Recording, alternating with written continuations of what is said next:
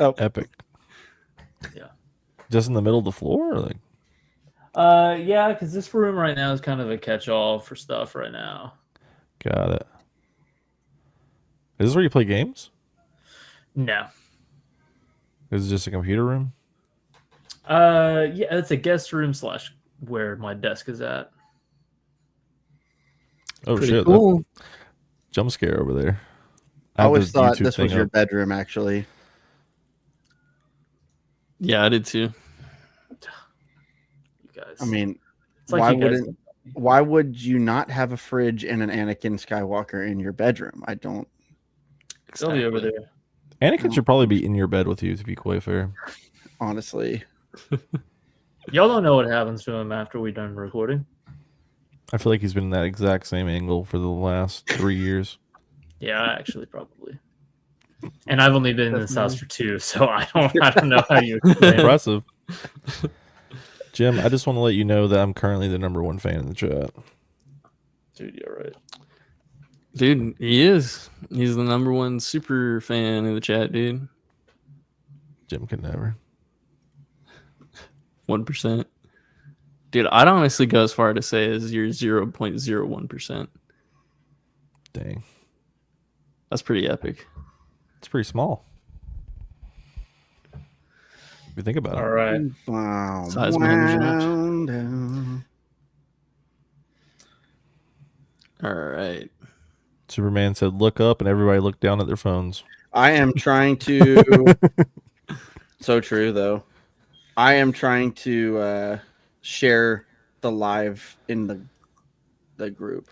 The groups, yeah. Specifically in the Banter Fodder group. Do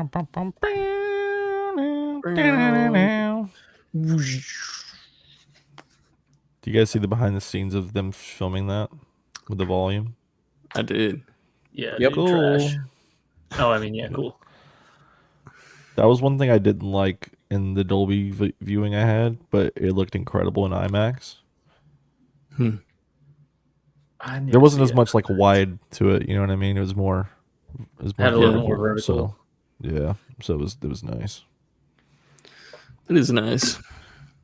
So nice.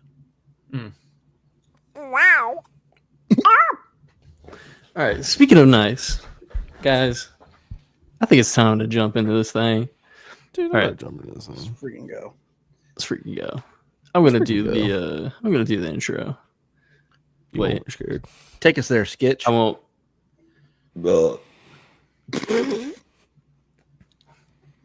Just had to get that out real quick. All right. Get that out real quick for me. Intro time. Hey everyone, and oh.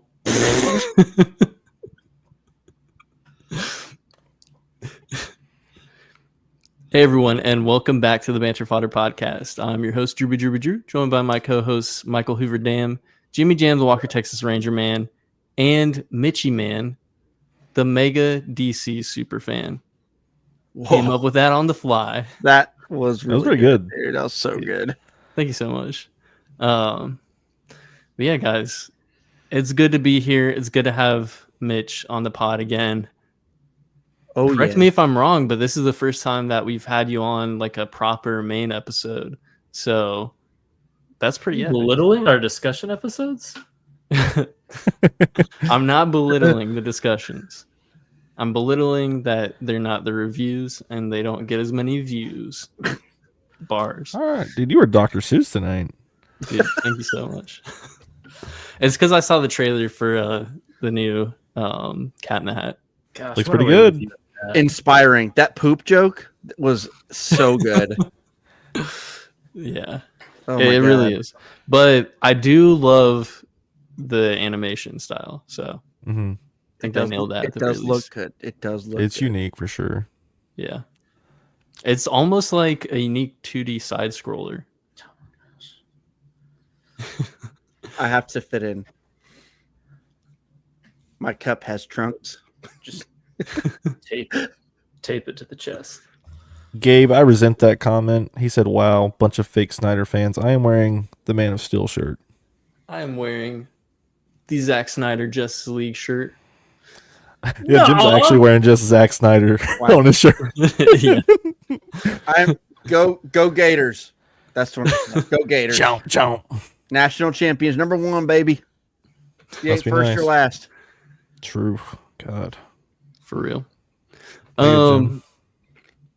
So real quick, before we jump into things, couple of things that I want to run down real quick. So first off, Mitchie Man is the host of Casket Minds, which I co-host with him.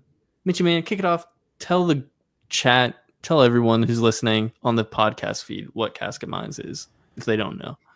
All right, so it was supposed to be like an every week thing, but it's definitely not an every week thing. That Drew and I Sounds get like together and we talk about video games, everything about video games, video game reviews, in depth like analysis within the game industry itself. We talk upon like game development. Sometimes we talk about like the insider stuff, things that nerds want to talk about, and then we just talk about video games. I'm on the cusp of beating one of the Game of the Year contenders right now. I'm literally at the last boss fight to come and do this, so you guys should feel very, very privileged. Because Bonanza? no, I wish. Dude, that game is... I heard you guys talking about it before we started. I have glowing things to say about that video game. It's so good. I'm dying to play. Also dying to have a Switch too. At all. So You'll get there. Don't worry about it. True. We'll give you Drew's. He's not going to play it anymore. Well, thank He's you. already give up on it. Thanks, Drew. Thank you. How dare you? How dare you defile me?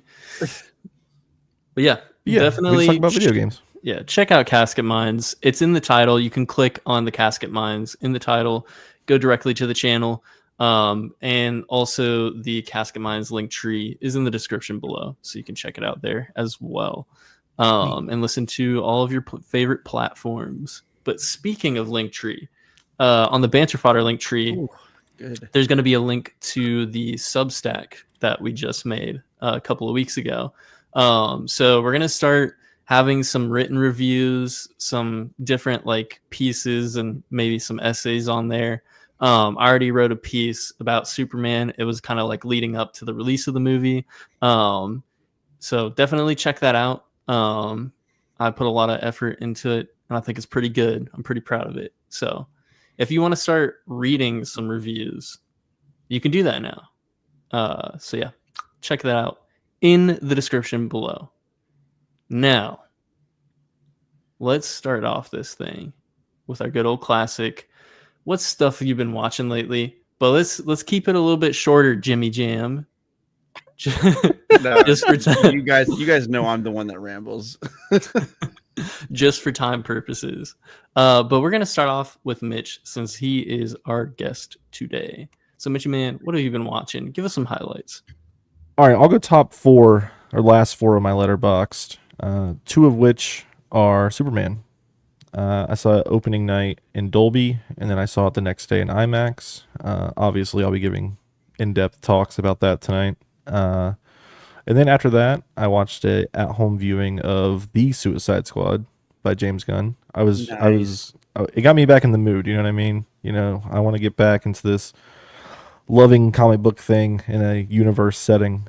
So I also started Creature Commandos. I'm like 3 or 4 episodes into it. I'm really liking it, surprisingly. Everyone's been saying it's mid, and like I actually kind of agree with everything outside the flashbacks. But in terms of the flashbacks themselves, I think they're actually really class. I really enjoy those. And then the last movie I saw was a Yorgos Lanthimos film, his first, technically. They're doing a reissue in 4K of Dogtooth, which is an incredibly uncomfortable movie. But I love it very much. I get the sense that that's his thing. Yeah, it very much is.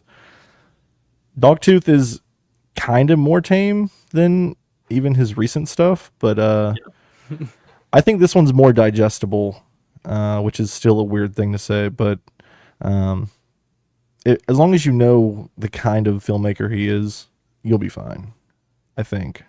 I still want Jim to watch it really badly, but he won't. True. I never said I won't. You haven't done it yet. I haven't done a lot of things yet. Mitch, there's so many things to watch. There's so many things. I know. Until Jim does it, I just have another thing to bully him about. Indeed. Also, watch Star Wars Visions, Jim. Okay, go ahead, Drew. Yep. All right. Let's skip over Jim. Michael, what have you been watching lately? That was awesome. Okay, so besides Smallville, which I started a little re-binge of, I'm about 10 episodes in. No, 12 or 13 now. Loving that. It's really, really enjoyable, and I'm loving the week to week monster of the week kind of a feel. It reminds me of Fringe in weird ways, but also like it's way cornier than Fringe. And I love it. I really, really love it. So honestly too, it's reminding me that like that is I forgot to the degree that this was true, but the Ma and Pa Kent in that show and the Lex of that show are the definitive versions of all of those characters for me in my mind. They still are after all these years. And so I'm really enjoying it. It's been fun. And then I finally have gotten back to the theater recently. I've seen Superman twice. Cannot wait to get into that. Last night I did a double feature, and I saw Superman for the second time, and I saw F1 for the first time. Ooh. Finally. And let me tell you, double feature that's a fun double feature. There wasn't a second that I was like felt the energy leaving at all. I was wide awake the entire time, and it was such a fun night. F1 is fantastic. I've heard great things. Yeah, it's people are saying it's Top Gun Maverick with cars with racing, and it is in a lot of ways. Not quite that good for me. Maverick is something special, but this was really, really freaking good. Super simple story. Honestly, you've seen it before. This, all the beats that you've seen before, but I think they did a great job with the characters are engaging and really, really charismatic. Brad Pitt and freaking Javier Bardem are so good together, and they're great.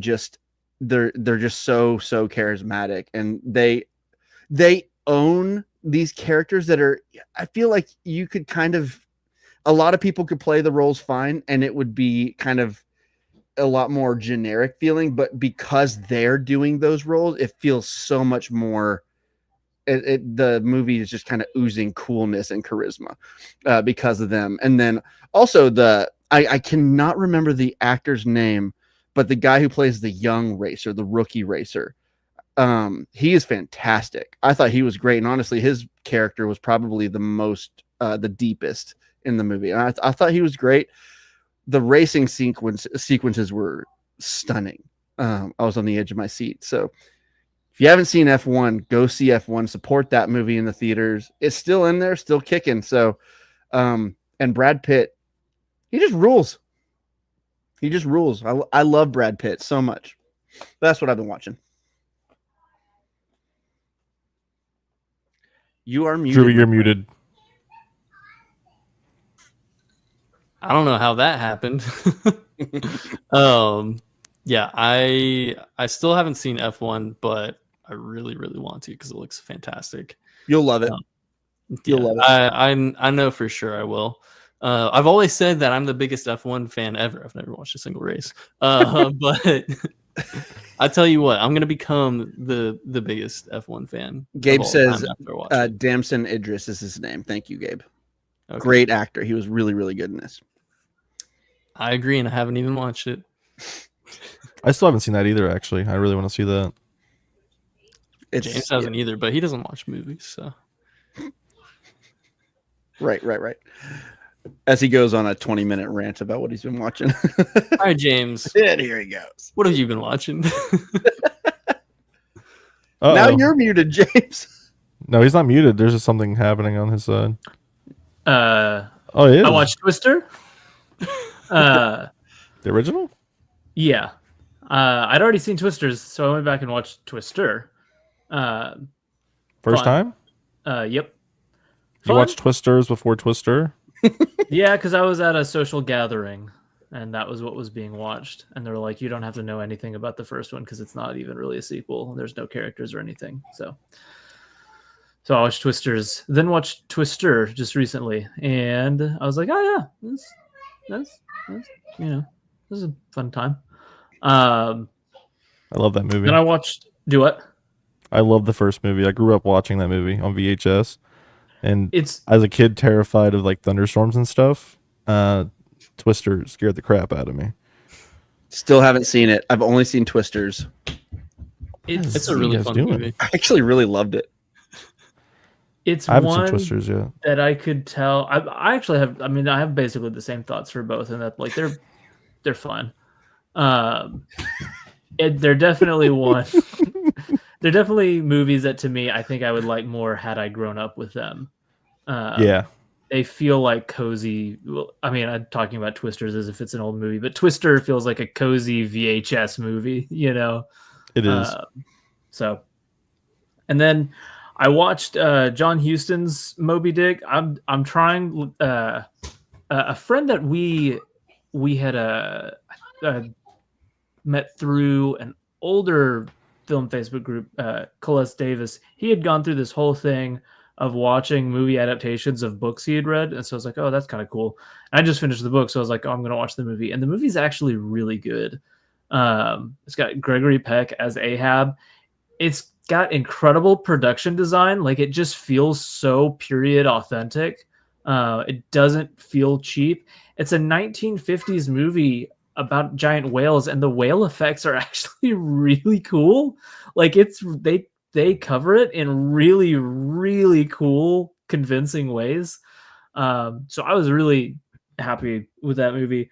And then I got back from Universal Studios, dead tired. My legs were genuinely so sore, and I was paid for. Mitch, I'm not rich. And so the Saturday after, I basically just like laid on my couch and watched Godzilla movies while I did nothing else. So I watched Godzilla versus Space Godzilla. Pretty boring, unfortunately. Not really a big fan. And then Godzilla versus Destroya. Not Destroyer. It is Destroya. That movie is like peak costume monster, like two monsters fighting each other. This is the best version of that kind of thing, of the non-serious, even though this is kind of a serious Godzilla movie. I really like it. That was Godzilla's catching up to Leprechaun in the Hood. It was, dude. He finally made his way to the hood. And then I watched Godzilla 2000, which is actually that movie is my earliest theatrical memory. So that's pretty cool. I distinctly remember seeing that in the theater. The movie's pretty good. It's got a lot of interesting visuals, and you can tell it's trying to be different in a lot of ways. And in a lot of ways, it feels like a real movie in a way a lot of these Godzilla movies don't. But it does have like stretches of time where it's kind of boring. So didn't like it quite as much as I was hoping. I watched Boat People, which is a film I picked up on Criterion. It's about like post-Vietnam post-revolutionary Vietnam, and just about this group of people called the Boat People, which are like the people trying to escape the new communist regime of Vietnam to Taiwan, and a Japanese reporter who shows up to try to see what's going on. And then lastly, I watched Eddington, which is a weird Ari Aster movie. I love Ari Aster. I still need to see Beau is Afraid. But this is definitely of the three I've seen, it's my least favorite, but it's also a movie that I feel like it's a movie that begs for conversation. So I feel like I've only experienced part of the movie because I haven't been able to talk about it a whole lot. So Drew hasn't said a word about it after I've seen it. So Not much to be said there. oh my Oops. gosh. He said it stinks. What more do I have to say? Exactly. So No, I do really wanna have a liked it. conversation about it, but for another time. It's a weird movie, and it's weird to have like such contemporary things, like even beyond just COVID stuff, like just have it a part of like just a huge major movie with all of these huge stars and stuff. There's a lot about it that I like, and there are a lot of clever things about it. I feel like it has the potential to rise or fall on rewatches, but I'm hoping and leaning towards it maybe rising just because of how much he packed into this kind of weird movie. So, and then in typical fashion, it's also just got Ari Aster's like really dark kind of like, does this guy need therapy feel to it too? So, yeah, I was overall a fan. You know whose filmography wouldn't go down upon rewatches? Oh my gosh. Robert Eggers. Yes, sir. Yes, sir. Clears. Nosferatu. Movie of the year. True. Was it? All right. All well, right, I'm done. Thankfully. My God. So I'm not going to spend nearly as much time talking about what I've been watching. But It's just this movie. exactly. I've seen this movie 3 times now. I actually just watched it for the 3rd time today. I also saw Eddington in theaters. Didn't love it. I went in fully expecting that I was going to really like it. And I was kind of disappointed. People talk about Superman being overstuffed. Nah, man, Eddington is overstuffed. I tell you what, brother. No, Yep, 2 thumbs up for that. Drew's 2 thumbs up for that. Drew's a silly boy. No.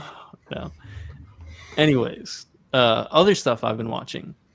I watched Black Adam for the first time because I was like, hey, I've got a few more films in the DCEU that I haven't finished. I'm in the comic book mood. I know this movie's going to be bad, but I'm just going to watch it anyways. It's really bad. The hierarchy of the Banter Fodder podcast is fixing to change. It is. It's not like the worst comic book movie I've ever seen, but man, does it have some of the worst CGI I've seen from the 2020s? Yeah, it's bad. And also, it is a tonal mess. There are times where it tries to be very serious. Emphasis on tries, and then there's other times where it's just super goofy. I just really couldn't take it seriously. I was even let down by Dr. Fate and Hawkman in it, Hawk-Tua, man. They were both definitely the strongest characters in the film, but bad regardless. There just isn't enough writing there for them to really do much. So yeah, I think after seeing that, I don't even need to see Shazam 2 and Aquaman 2. I'm gonna watch them to finish it, but I'm really glad that the DCEU is gone because man, that was rough. But you know what's not rough? At least in my opinion, Superman. So let's jump into Superman. If anybody said this movie was rough, though, they'd be lying. They would. I mean, unless you're like talking about Metamorpho's skin, he definitely needs some moisturizer. So I could see that. But yeah, let's jump into it, boys. So, Mitchie Man, part of the reason why we wanted you on this episode, not only because you're one of our besties, but also because you are a Superman fan, you're a DC fan. I'd even say you're a super DC fan. You heard it here first, folks. So DC honestly is what brought like me, James, and Mitch into the same circle. If it weren't for a chat that y'all had for it was Batman v Superman, correct? Man of Steel. Man of Steel. Wow, yeah, goes way back. The lore It was BVS by the time I showed up. Mm-hmm. That makes sense. Yeah, so the lore runs deep with our like circle of friends. And even though Star Wars is what brought James Michael and I together. Well, he's officially on the podcast today. That was epic. Star Wars brought James, Michael, and I together. DC brought Mitch, Jim, and I together. So DC has been a huge part of our lives for sure. And so I kind of wanted to just start off briefly, kind of just talking about, why we love Superman, why we love DC, and then we'll jump into like some deeper thoughts on the film itself. Mitchie, man, we're going to start off with you again. What's kind of your background with DC? Why do you love it? Why do you hate it? Everything in between. I'm trying to think of the first thing that I was exposed to for DC. I would imagine it would be something Batman related, probably the animated show. Because it used to come on like WB for kids when I was a kid. Yes, sir. It'd be like that, Yu-Gi-Oh, Pokemon, Jackie Chan Adventures, like that kind of stuff. I fell in love with Batman at a super young age. Batman's still my favorite. The Dark Knight's my favorite movie of all time. Really love the Batman and Reeves Batman as well. Superman it's kind of a newfound love, to be honest. Man of Steel is the first time that I actually loved Superman. I love Snyder's approach to it about, the alien coming here and how the world would react to Superman.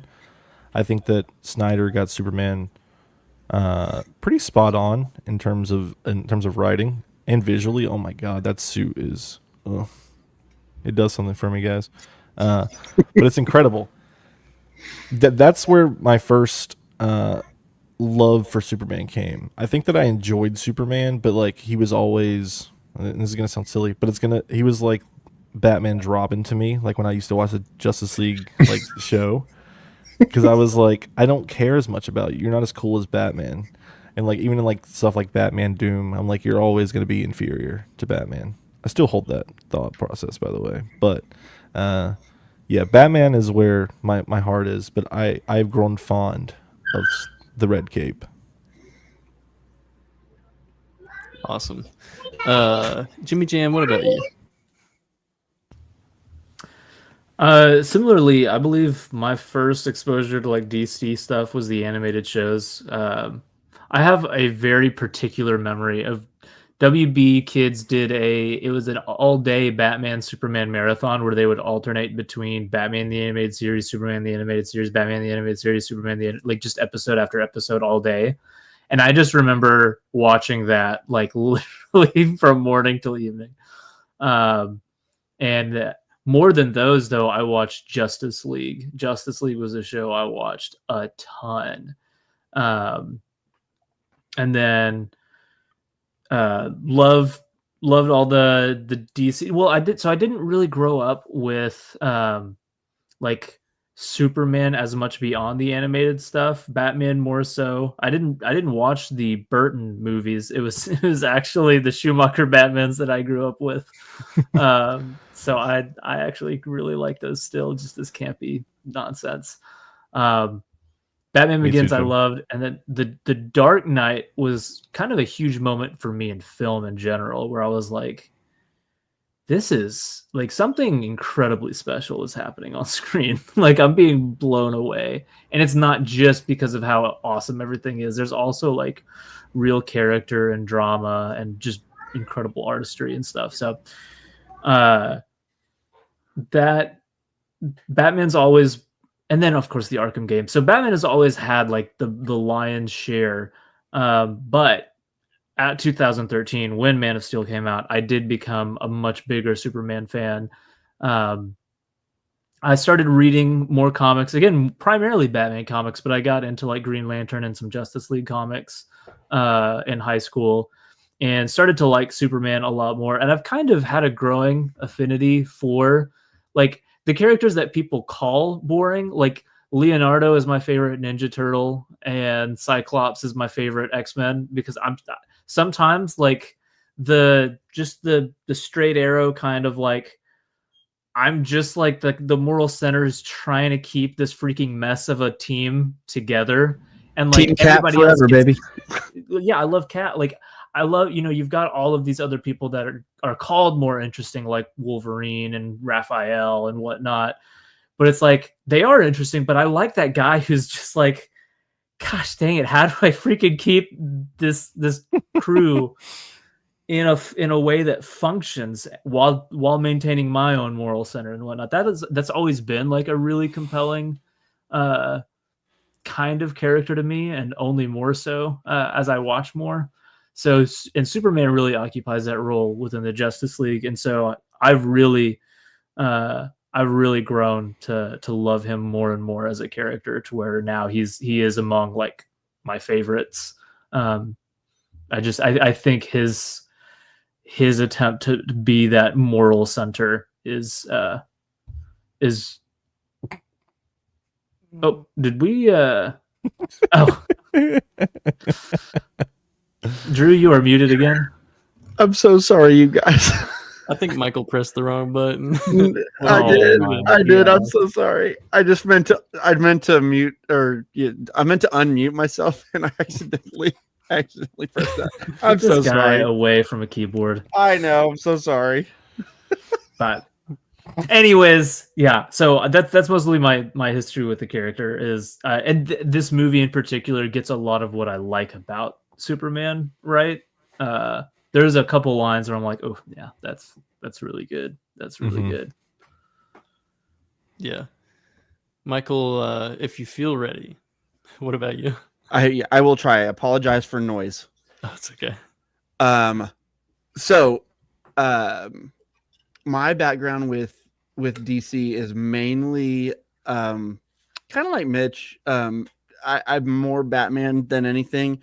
I didn't grow up with the Tim Burton movies or the Schumacher movies, and to this day, I just don't love any of them, and I actively dislike a couple of them that I've seen. But it was Batman Begins. I remember watching that when it came out, and what was it, 2005, I think. And I remember watching that and thinking, now this is what Batman can be like. Oh my gosh, this is incredible. And from that point on, it was The Dark Knight. I was watching Smallville in spurts during that same, era as well. So I did really like Superman, although I didn't grow up on the super old movies. I did watch Superman Returns in the theater, and I remember liking it more than most people, but I don't remember anything about it. So we'll see what happens on rewatch. But all that to say, Batman mostly. I love the Nolan trilogy. I adore. By the way, Dark Knight Rises, super underrated movie. Also, I love the Batman that just came out a few years ago, and the DCEU in general. I've only seen probably just a little over half of, and it's really, really hit and miss. And I do really, really, really love Man of Steel, but I did not when it first came out. It had to grow on me. It grew on me upon rewatch right before the Snyder Cut came out. I watched Man of Steel, Ultimate Edition of BVS, and then the Snyder Cut, all within like the same few days, and it was a great experience. So, I love those three movies. Outside of that, it's super hit and miss. I like Aquaman, but really, as far as Superman goes, I'm not super well versed. I do know that there's a tone that I really love in the original movie, but there's also a lot of wackiness in the original movie that I don't love as much, particularly Lex Luthor. I don't like that version of Lex at all. And so like there is kind of an ideal that I have that I want to see, that I don't think I've seen exactly that Superman yet, but I love Man of Steel, and we'll talk about this movie later, but I think that in general I think Superman has really grown on me over the past several years as well. And I have been eagerly awaiting this new movie. And so I'm super excited to talk about it. But I would say, just as far as Superman knowledge goes and Superman, like how super fan am I'm not at all, and I didn't read the comics at all, so I'm movie guy, and even at that I haven't seen everything, so we'll see, but I do have lots to say about this movie. Yeah, I think I'm like starting to see a common theme with the three of you guys, and I think this is for a lot of people, but I think Superman's a character that has grown on a lot of people over the years, especially with Man of Steel, kind of like hearkening like a new generation of Superman fans. And I like totally get it. The movie's amazing. It's one of, if not sometimes, my favorite comic book film. I freaking love it to death. I got, the Zack Snyder Justice League version of, Superman on for my shirt right now.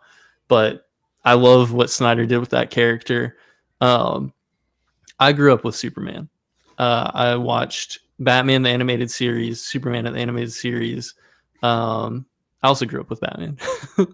But I also watched Justice League and Justice League Unlimited. I had both Justice League and Justice League Unlimited on DVD. Some old friends of mine gave me them for free. So that was cool. But I watched Superman and Batman on WB for Kids as well, amongst the many other shows that you guys referenced that are awesome. But yeah, that was DC to me for a long time. Then then Batman Begins came out. Well, actually, rewind a little bit. I did see Superman Returns in theaters when I was a kid. And I love that movie. I watched it all the time when we had it on DVD. But I also barely remember anything from it. So I'm really interested to see what I think about it on a rewatch, which I think I'm going to try and do sometime soon. But then Batman Begins came out, and that was peak to me. And then the rest of the Dark Knight trilogy. I still vividly remember my first time watching The Dark Knight in the theaters. And I remember people going crazy whenever Batman got his motorcycle, like the Batmobile turned into the motorcycle, and like people were just flipping out. It's like one of my most vivid memories.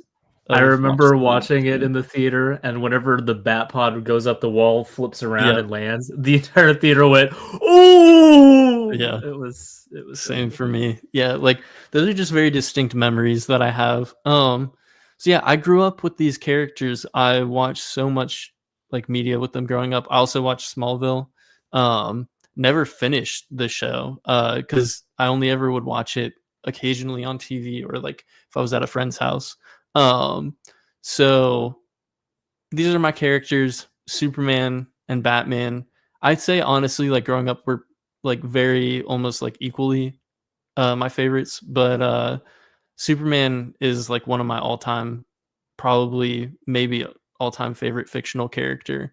I think that he's just I'm with James. I like a lot of the characters who are the Captain Americas, who are the Cyclops. And Superman, even though he is that, there's a lot of there's a lot of things happening in Michael's camera right now. That was funny. Family life over here, you guys. Sorry. Yeah, but Superman to me, I think, is just such an interesting character. I've been doing a lot of deep dives on Superman lately, just in preparation for the movie. I've been reading a lot of Superman comics. And I think that one thing that like really makes him interesting to me is how different his depictions are throughout media. Sometimes you get the Superman who is like a god amongst men. Other times you get a very messy Superman who's like struggling with all of his human aspects. or you get a blend of both. And his character has remained fairly consistent since his inception, but I always enjoy seeing just the different takes on his character. Like Snyder's take was very different than the Donner film. And it was also very different than Bryan Singer's version. So the one iteration of his character that we don't really get anymore is the very early 1940s, where like criminals are like tripping off skyscrapers and falling to their death, and he's like, "You should have thought about that before breaking the law." exactly. There's some really funny. I personally would love to see that. I would. Dude, I thought Gunn understood the source material. Guess not. We need a new CEO. True. But yeah, let's jump into it. So this is a big moment for DC fans because we're getting a brand new DC universe, and you can talk about all the like muddiness of how James Gunn is kind of picking and choosing what's canon and what's not, but we're not going to really talk about that as much because I think, in my opinion, even though Creature Commandos came out first, whatever, blah blah blah, this feels like the start of the DC universe to me. So I'm going to mostly be talking about it from that perspective, but we're here, new era of DC. I think there was a lot riding on this film. Not just for James Gunn fans, not just for DC fans, not just for Snyder Superman fans, but just the comic book space, the comic book movie space has been not great since like Endgame, pretty much. We've had some great films like the Batman, the Spider-Verse films. Technically, the second one was the only one that came out in that era. And then, just some here and there. But overall, it's been a lot of misses. Shang-Chi. It's James and Mitch are pretty about to good. bully It's you. pretty good. It's pretty good. That movie is pretty good. Drew knows what's up. It's pretty good. No, you Yeah. love it. I know. I was. Don't you dare. I do love that movie. Just as a correction, Drewby, Into the Spider-Verse was still after Endgame. Okay, it came out like before. I thought Spider-Verse came out in 2018. When did Endgame come out? 2019? 2019. Yeah. I thought it was 2018. Yeah. Anyways, who cares? The movies before Endgame sucked too. This guy's actually spitting. Albie's gonna be so mad about that. Will he though? He probably slept through the movie. Oh god. Not Captain Marvel, he would never. True. But yeah, there's a lot riding on this film. So I'm glad that I really enjoyed it enough to, see it 3 times in the theaters. But let's go ahead and just kind of give some overall general impressions, and then we'll kind of from there segue into things that we maybe don't like as much, and then talk about other stuff that we love. So, Mitchie man, let's start off with you again. You know what? I love being first every time. All right, guys. All right, I'll give you some preamble first. I was not very excited about James Gunn directing this movie. I like the fact that he got like the reins of the entire DC properties. But I was worried because of his previous work that this would be a very tall task. And even I wouldn't say the biggest weakness of this movie, but this movie also has an ensemble, which wouldn't be my preferred thing for, the first movie and a Superman movie, but he does it well enough for it to work in the overall context.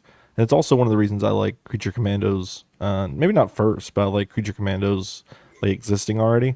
Like seeing Frank Grillo as Captain Flag in this movie, it's yeah, this is a thing, and obviously there's something else later in the movie that we'll talk about eventually, but it already feels like everything matters, and it not being an end credit scene or like aha at the camera, it feels really good.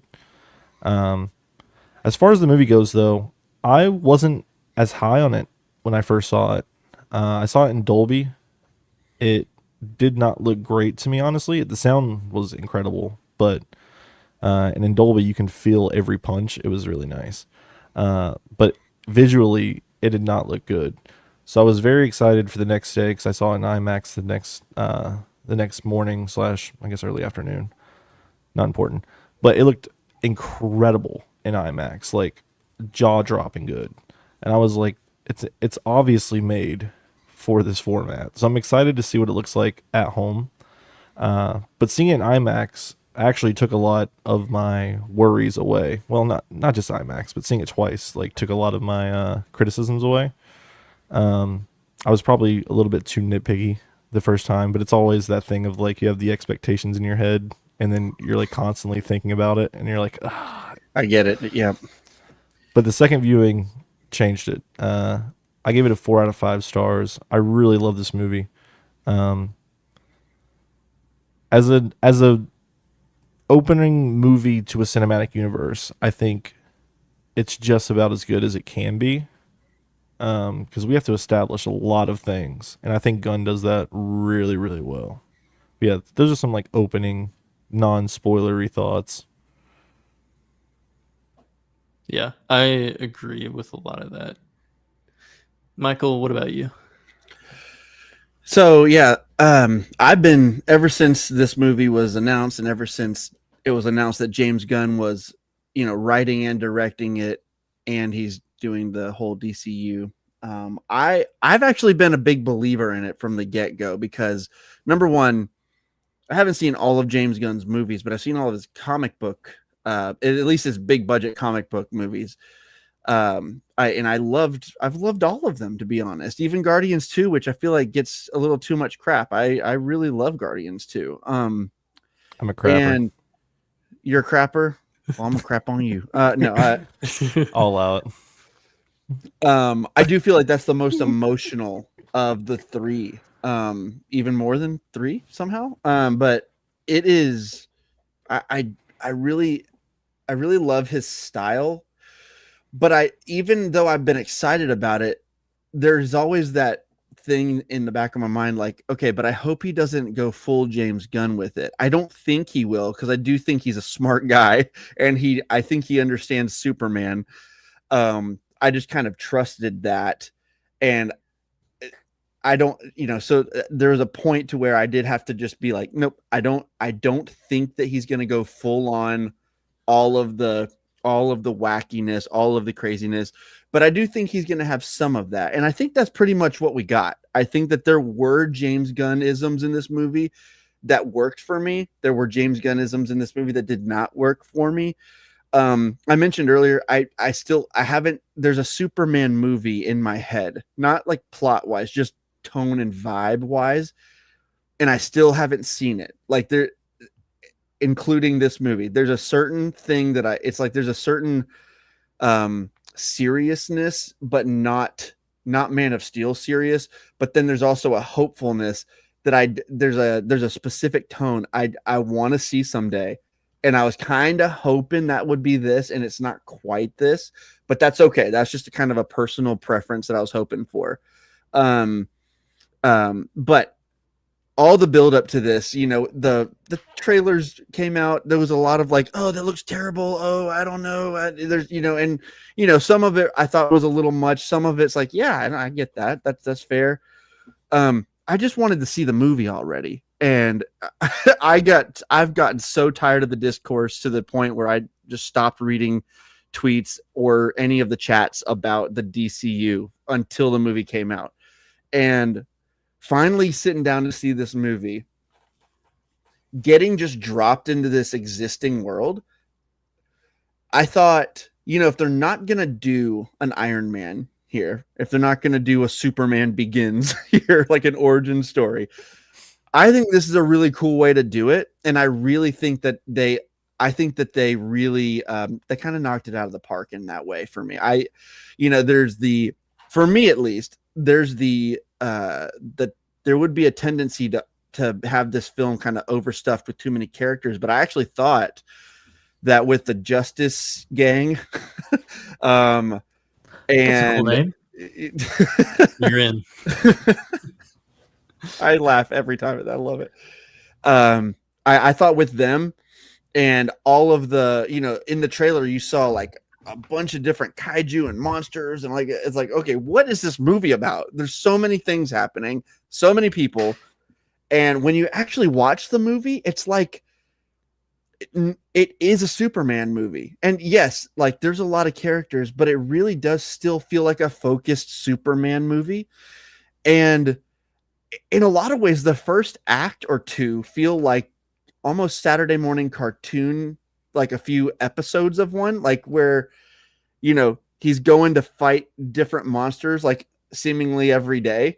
And it's just like part of his routine. He, saves a dog from a giant monster falling. He saves a squirrel. And I loved that tone and that, just like that idea. I thought it was a really unique kind of a way to go about it.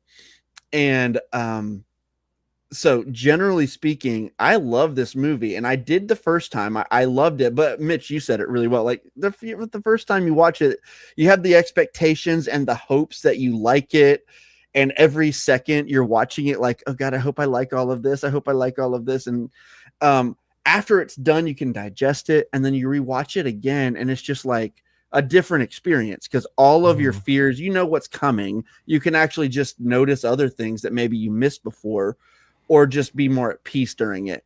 And I found that I pretty much liked everything that I liked more. And I even liked a few things that I didn't like as much more. And we'll talk about them. So it went from a 4-star to a 4.5 star for me. Actually, there's actually not a lot about this movie that I don't like outside of just personal vibe choices. There's definitely a few story things, definitely a few things here and there, but I really love this movie. It makes me feel so much. There's at least 3 points in the movie where I do shed tears, and we'll talk about them. But ultimately, I think this movie was a huge success, and I'm extremely. Another thing this movie did really well is it got me excited for everything that's coming next. I am super invested in the DCU. I cannot wait for Supergirl. I am pumped for that movie. So, but yeah, that's general thoughts there. I'm really excited about it. Jimmy Jam. Let's hear what Jimmy Jam is Great Edition has to say. So I was less enthusiastic about the Gunn choice initially, because I think Guardians 1 is great. Guardians 2 I think is good. I really love the emotional story of that and the general narrative. I think it's I think it's kind of a great movie, buried underneath a lot of humor that I just have to like suffer through. Like that movie, so often it feels like every other scene, it's like James Gunn starts to feel like I'm liking it too much, and he's like, "Put another thing Jim hates in there." Like it's just what it feels like. So he goes overboard. He does go. It's like the Nathan Fielder again. Yes. Because like whenever it's like Peter Quill and his dad and stuff, I'm like, this is peak, dude. This is so good. And then it's just like, it's excruciatingly unfunny jokes stretched out for such a long period of time. And there are times where that movie is really hard for me to watch. I just find it so unfunny. They're kind of funny jokes though. Drax just pulls out a baseball bat and just starts wailing on you. That's what it feels like. Although the Harbulary batteries joke and that does kill. I love that one. Yeah. But there's some funny stuff. To me, it's like it's 30% really funny, and then I don't know, 60% awful, and then 10% all right, whatever. But anyways. And then on top of that, so I really like the Suicide Squad. I don't love it, but I do really like it. I've seen Slither, and I don't really like Slither. And I watched Super, and I turned it off halfway because I was like, "This is not. I don't like this at all. I kind of hate everything about this." So Gunn is not like my guy. He's got a couple, and then Guardians 3 came out, and I loved Guardians 3, and so I was like, okay, all right, let's Dude, see what he's. What is with the Scooby-Doo 1 and 2 erasure right now? Oh my gosh, that's so true. Actually, forgot about I love those actually. But anyways, so I was like, I'm not sure. But then I started getting more excited, and I was growing in anticipation. And the first teaser came out, and I was like, this looks like a Toyota commercial. I did not like, and still have a lot of issues with just certain visual, like there's just some stuff about like just the color and clarity and depth and stuff that I'm like, I'm still kind of getting. One of our friends like photoshopped a skip ad in the bottom right corner of one of the frames, and it looked about right to me. So there's a lot about that I don't love. Within the context of the movie, what he's actually doing with the camera, I think is pretty awesome. Yeah. Like it's one of those times where I actually like during the theater, like, but with his initial fight with the Hammer of Barovia and then the stadium fight, I was like, I think I can honestly say I've never seen anything quite like what he's doing. And then like in the fights in the Fortress of Solitude, I'm like, just the way like the camera will be in a composition, and then it's not like a cut to another thing. It's just like there's just a swivel. We're like, oh, but we're way over here right now, one take, but it's a whole new composition over here.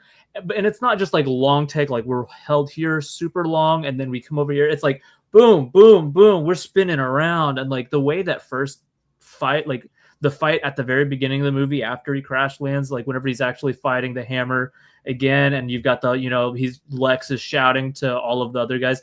The cutting between that, like the camera swiveling for this computer, then cut, and then he's thrown over here, and then cut to the computer over here, and like it's just the editing and like the movement and everything. It's so frenetic, and it's really really cool to me. So visually, like once I kind of get over some of the stuff that I'm still like, I still get a lot of commercial look from this. There's a lot of other visual stuff that I'm like, but I also have never seen anything quite like that, and that's pretty awesome. But anyways, so all that to say, going into it, I was like highs, lows, having like as a Snyder fan, like a diehard Snyder fan, BVS is my favorite of all time. I was like, I was having to suffer through a bunch of Snyder bots being idiots, as well as a lot of Snyder haters being idiots. And I'm like, I hate It's awful, all of dude. these people. Yeah. But anyways, so I went in, and I overall really like this movie a lot. There is that Saturday morning cartoon, and I've been rewatching through Superman the Animated Series, and as well as Batman, like working my way up to Justice League, and that is something that I was genuinely looking forward to, and something that I think largely does translate to the screen. One of my favorite things about the movie is that kind of like stepping into a lived-in world. Like I was also really, really pleased with the lack of like, well, as we all know, I'm Guy Gardner, and I was the third Lantern who ever took the oath. Like, there's so little like really bad kind of it happens sometimes, and when it does, it kind of sticks out. Like the engineer being whenever Lex is like, oh gosh, Superman is. That's why I have to stop him. And the engineer's like, yes, that is why I gave my body to science, and I'm doing blah blah blah. I'm like, all right, shut up. Yeah. Let's Lex's team in general, I think, was the worst offenders of that exposition there. Yeah. So every now and then you get that, but in terms of like the broader kind of introduction to the world, there wasn't as much of it, because the movie just I like that the movie doesn't feel the need to. Like the Justice Gang kind of shows up, and they're just there, and it's like, yo, they're the Justice Gang. You know the Justice Gang, and I'm like, I guess I do know the Justice Gang. Cool. Like let's keep going. So I really they really, really did a good job of like making this just feel like, yeah, you stepped into a story and that's okay. Just roll with it. And so I thought that aspect of the world building was done really well. There's a lot of stuff that I do purely love. Like whenever the one of my favorite moments is whenever the hammer lands at the beach after that first fight, and you get that over the shoulder take of the music as he's like walking through the portal. I'm like, dude, this is sick. Bro was just aura farming. He was. As the movie goes on, there are those James Gunn elements that kind of crop up that I don't love. It started happening a lot more in the second act, like when we get to the pocket dimension stuff, and there's just a lot of stuff there that I'm like, I don't love that. There's certain jokes that start happening. I'm like, that's not really that funny to me. And I'm kind of mixed on the third act. Like I love the football stadium or the baseball stadium fight, and the confrontation between him and Lex pre-Crypto showing up, I thought was really good. And there's a lot of stuff happening in that, and then the image of his silhouette coming out of like the dust dude. and everything is great. But then there's other things, the whole splitting water and splitting city and stuff. Like I'm like, this is just becoming noise to me, and like whirlpool kind of black hole work, like all of this. I was wishing that the movie wouldn't have gone so like intangibly CGI by the end. But what I will say is I loved the cast. I think Corenswet is fantastic as Superman. I think they get him so well. I love the whole him watching the video of his parents at the end and all that. And I think it really does excite me for this universe because Reeves' Batman is very grounded. MCU has like powers and everything, but it's always kind of felt a little bit comic book shy of like, let's make cool costumes. We can't have those silly comic book costumes and stuff. And this is like maybe the first time where you feel like, dude, whatever kind of comic book you can imagine might be able to happen in this DC universe. It's like whatever, take your pick of like whatever outlandish DC villain, and not just silly outlandish, but just like whatever kind of villain you think looks cool in the comics that you think people would be too cowardly to like try to translate as is to the screen. The characters that are dope in the comics. Yeah, exactly. Like Clayface. Yeah, exactly. Like Clayface might actually be, or actually will be, this clay morphing thing, and so I'm excited about that. So I'm really looking forward to what this universe is going to shape up to be. So overall, I did really like it, and I'm excited about the future. Yeah, I share a lot of the same sentiments as you guys. I had a lot of expectations. I feel like I'm kind of like somewhere in between Michael and Mitch and James, where like I was like cautiously optimistic. Like there's a lot of things where I'm like, I feel like Gunn is gonna nail some stuff, but then there were a lot of worries of like, is it gonna be too much humor? Is it gonna be too much of this and too much of that? And I was really surprised by the balance of things. I'm really glad that I rewatched this multiple times, because the first time I watched it, there was some humor that just didn't work for me. The second time I watched it, it worked for me. And the third time continued to. And then one of the things that I really was wrestling with was the decision to make Jor-El and I always forget Clark's mom. Mom L, yeah.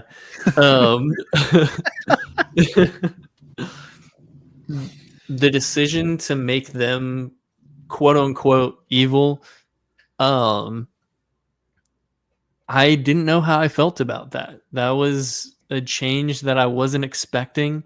It's not something that's, I guess, entirely new or different. That's been done in some comics before. It's been done in other media before, in different, like slightly different ways. I just wasn't expecting Gunn to do that, because everything else in this feels like what you would expect from Superman, which I have to give props to Gunn, because he really did understand who Superman is and what this movie should have been. But that was just a choice that I wasn't expecting. And I think it's grown on me a lot. I don't love the execution of it, but I think that it's going to set up some really interesting stuff that, like, maybe we'll see some ramifications of that in future films. Supergirl has to touch on it in some capacity. So I'm really curious where, like, things are going to go with that. But I think overall, I love the way that this world was established. Opening up the film with the not the title cards, but the text at the start of the film, fantastic decision. I also love the use of 3 there, starting off with the centuries, then years, and so on and so on. It established everything in the world that I needed to know. Metahumans have been around for 300 years. Like, perfect, cool. I love that. That's one of the things that gets me so excited, because, you know, when we get to the Hall of Justice later on in the film, we see the Justice Society of America mural on the wall. All of these characters are like, you know, Garrick's Flash, and then Dr. Fate. All these, like, just awesome characters, dope characters. I want a Joe Johnston Justice Society movie. Stat. Yeah. And that's something that has been set up that can be a possibility. And I love that idea of, like, hey, this is something that can happen, and it'll feel different and be a little different than Superman, but it can exist in the same world. I think because of how comic booky and weird this film is in a lot of ways, it, like you guys were saying, it just feels like, especially you, James, it feels like a lot of different tones and styles of DC characters can fit in this, and I love that. So I think it just establishes the DCU really well. It gets me excited for what's to come. Some of the projects that are already announced, I'm really looking forward to, like Lanterns, Supergirl. Super pumped for Lanterns. Lanterns is my most hyped right now, dude. And after reading Green Lantern Secret Origin, I finished it today. That's really getting me pumped for that show now, because I feel like I have a much better understanding of, like, just the Green Lantern lore, which is probably the most fascinating that I've, like, really delved into so far in the DC universe. So I'm really excited for, like, I'm excited that I can be excited for new DC projects, because I haven't had that feeling in a long time. It's been a while. And also just in the comic book space in general, like the MCU, I don't have that feeling anymore. We're not talking about the MCU, all right, man. I'm just touching on this briefly, but, like, outside of, like, Fantastic Four or, like, a project here and there, it's not like, oh, I'm excited for this, but it feels good to be, like, back in a comic book space where I'm like, yeah, I'm excited for that, because the film establishes it so well. But speaking of the cast, let's start off with David Corenswet and just Superman in general, like, how we felt about this take on Superman. I mean, I mentioned at the start of this episode, but, like, we've had a lot of different, like, flavors of Superman in film, with Christopher Reeve, with Brandon Routh, however you pronounce his last name. Routh. And then Henry Cavill. And then we also have, you know, Tom Welling. Tom Welling. We have Dean Cain. We have a lot of different. Tim Daly, the GOAT. Yes. We have a lot of different takes on the character in terms of live action and animation. I think that this was one of the things that I was, like, really excited about, because I'm like, you know, there hasn't really been a live action Superman that I, like, hated, honestly. But Henry Cavill was, like, far and beyond for any of the others for me. Like, he was my Superman. He is my Superman. So I was just really excited to see this take on Superman with David Corenswet. I remember seeing him in Pearl and like maybe one other thing, and I was like, hey, this guy's like, he's got a small role, but he's a pretty good actor, and he looks like he could be Superman. He's in Twisters. He's in Twisters, and he was really good in that. Very different type of character. But he's not like a super well established actor. He's had like a decent amount of projects, but he hasn't had a role this big yet. So it was kind of exciting having the idea of like a lesser known actor take on the role. And I was just thoroughly impressed with his performance and with Gunn's direction and writing for Superman. Like, it's like, well, now I can say, that David Corenswet is also my Superman, because he freaking nailed this first film. I think one of the things I really like about him is he does a good job of having the being able to distinguish between Clark Kent and Superman. But Clark is not just like a bumbling idiot. And I don't think he like fully is a bumbling idiot in the Christopher Reeve or Donner film, but this felt like a very like capable and intelligent Clark, while also still being a little bit clumsy. And then you take that with his Superman, and he's got the kind of stoic like feel that you need for the character, but like has a little bit more like charisma, by him like saying like golly and oh like what the hey and stuff like that. Like he's really like leaning into like the Smallville roots here. And I love that. Like, to me, this is what like I've wanted to see from a live action Superman, not like going full on like almost a little bit cheesy with the Donner film, and then not going too far into mimicking what Snyder did. This really feels like it has David Corenswet, and this version of Superman has his own identity, which I really wanted. I didn't want it to necessarily mimic any of the other films. So I freaking loved this version of Superman. Mitchie man, what did you think? I also love this version of Superman. I think Corenswet or Corenswet, what is it? Corenswet? Sweat. Okay. Yeah. He Corenswet. he is the epitome of Superman. I think that I need more of him as Clark Kent to say that I love him as Clark Kent. But for Superman itself, like, I feel like they just ripped him from the page and put him on the screen. Even like down to his line delivery. So when they're doing I think it's like the third sequence in the movie where he's in Lois's apartment, and Lois is doing the interview, and when the moment gets heated, that felt like the epitome of Superman to me, of like him being all good, but also being like, they were going to die, Lois. Like, there was literally nothing else that I could do. I have to stop like this engagement. I think the look is perfect. I'm not a Trunks lover, but for this movie, I am a Trunks lover. I think it looks really good.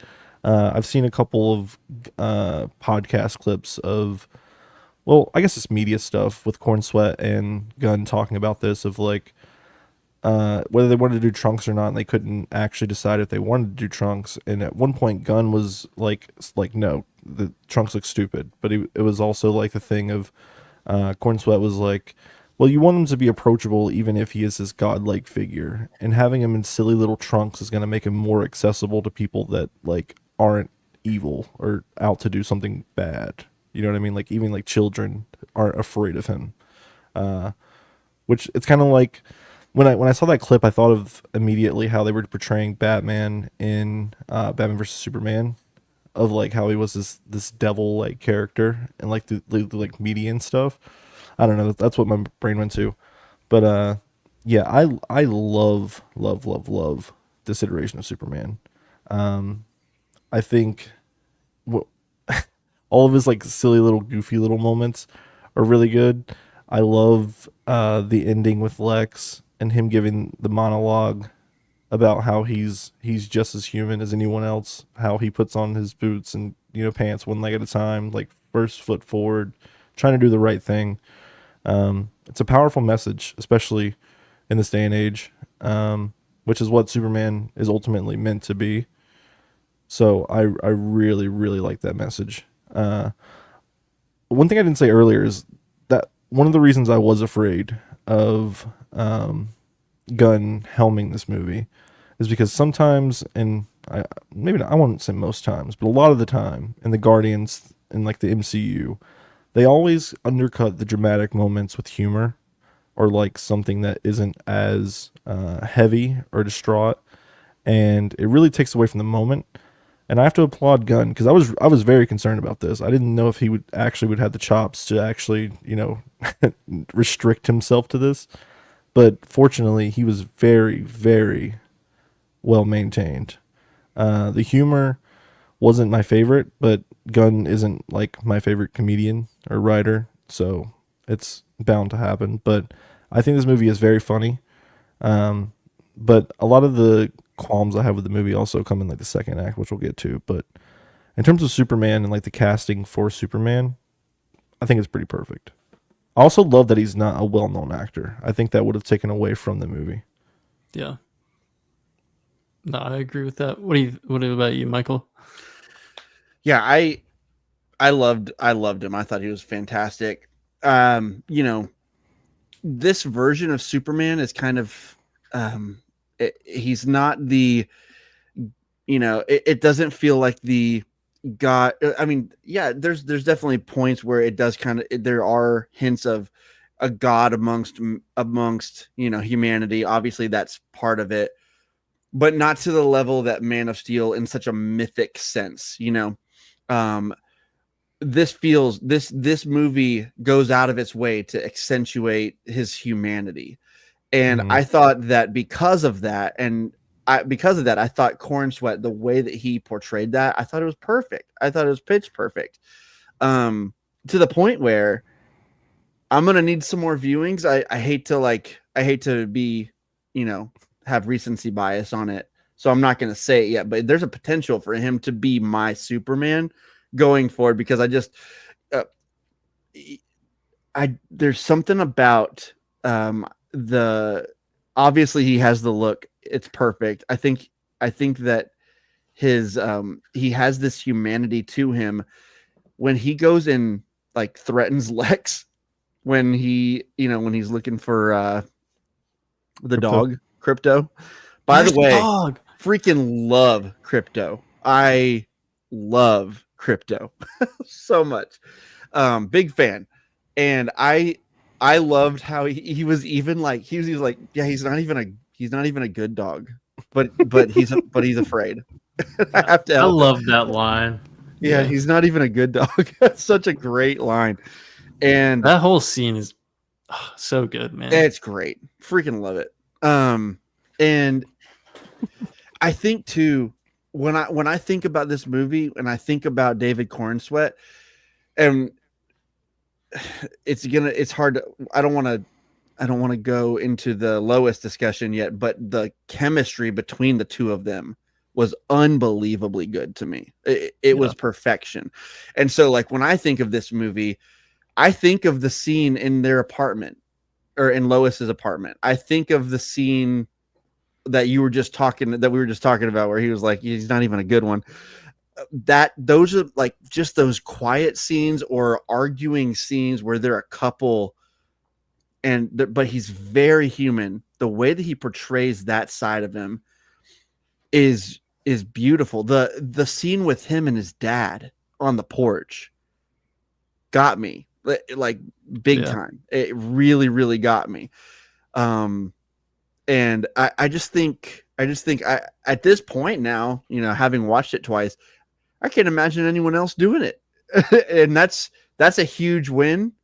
And again, I think you're right, Mitch. Having someone unknown do this as opposed to like, all of the fan casting having these like big names. I'm sure some of those big names could have done a great job, of course, but I love the choice to go with an unknown guy, and I love what we got. And I gotta say, outside of the movie, I have been watching clips all week of David Corenswet talking about Star Wars like I talk about it. He's obsessed with it. He cannot go an interview without talking about it. And because of that, I think he's just my Superman. Like going forward. It is so funny to the point where the rest of the crew or the rest of the cast doing this junket with him, every time that he mentions Star Wars, they take a shot, like they take an imaginary shot. It's like this inside joke to them at this point. And he's endeared himself to me in that way. And his dream role is to be a pilot in a Star Wars movie. And I just think that's I don't know. That definitely made me like him even more than I already did. There's a really funny clip of him driving in a car, and he's like pretending that he's like in a trench run. It's perfect. He's listening to the track. That's right, yeah. And he's literally doing every sound effect and line on time. Like it's so impressive. It's perfect. It's incredible. And he's such a dork, and I love it so much. And I love the trunks. I'm a big fan of the trunks. And I've always liked them. I've never understood the hate for them. It's definitely harkens back to a sillier era at times, but I love that. To me, I think I kind of love that charm. And I think that his suit in general, I think in the movie was fantastic, including him wearing the trunks. Yeah. I will say the one thing that I hate about the suit, I think the suit's incredible. The one thing that sucks about it is I don't think we're ever going to be able to get the like classic ripping off the shirt with that suit because of the collar, but also just with how like bulky the suit is. And that's never going to happen. And that makes me a little bit sad. Well, maybe the suit evolves over time. Like, I mean, that happens in comic book movies too. So who knows? Stark tech, Ugh, no. Nanotech. Let's go. This. No. Let nanotech burn and die. He gets a vibranium suit. A kryptonite suit. Suit off. Oh man. Hate it. It's just the cape though. What if he just wore a cape? And no, it's just the collar. Like everything's the same in the collar. Him and Crypto just do a costume change. What about you, James? He hates it. I don't really have any notes for Corenswet. I think he's great. I think something that I like. It's a popular thing to say, and I've never really liked it. Is the whole like Bruce Wayne is the mask and Batman is the real Bruce, and Clark is the mask and Superman is the real him. I'm like, no. I mean, that's probably more so true for Batman, I guess. But I don't like the idea of Clark being a mask and Superman being him. I prefer Clark being Clark. Like Clark is Clark, and people like Clark at the Daily Planet because people like Clark for who he is and whatnot.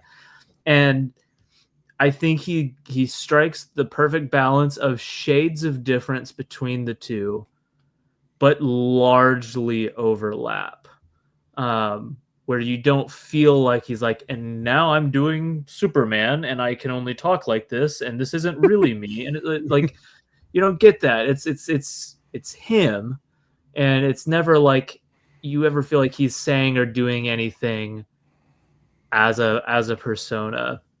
So I really liked that part, so much so to where it's like, I mean, I think the two personas are so similar that it's in the scenes where it's just him and Lois, so that he doesn't have to like really worry about anything.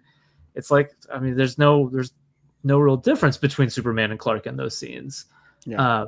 Probably the standout scene to me in the movie is the interview scene. I think that scene is 100%. great. The writing is really great. Yep. The escalation, I think both sides are really well represented. Like every time you're like, yeah, Clark is so right. Lois, you listen to him. She's like, but did you think about this? Like, yeah, what if he accidentally started World War III, dude? Like, what if that happened? He's like, yeah, but people were dying in the moment. I can't like. I just thought their back and forth was really, really good. Yeah. And it was a realistic escalation. It also just felt like a realistic argument. Like whenever she's like, you always do this, you storm off and leave. He's like, I'm not storming off and leaving. It's just late, therefore I'm leaving. And like it's, I think he's really, really great as both. And as far as the one of the lines that I mentioned that I really, really love is like whenever like Lois is like, I'm punk rock. You're like, you think everybody you meet is like nice and beautiful and blah blah blah. And I say, like, I always say this every single time I talk about that. I know it's cheesy, and like you read it on paper, and it's cheesy. And you're like, somebody's got to like rewrite this before they shoot this, right? But when it happens, when he's just like, maybe that's the real punk rock, I'm just like, yeah, Clark, maybe that is the real. Just be nice. Maybe that's freaking love that line, dude. Yeah, I think it's so good, and the way that he delivered it, I totally agree.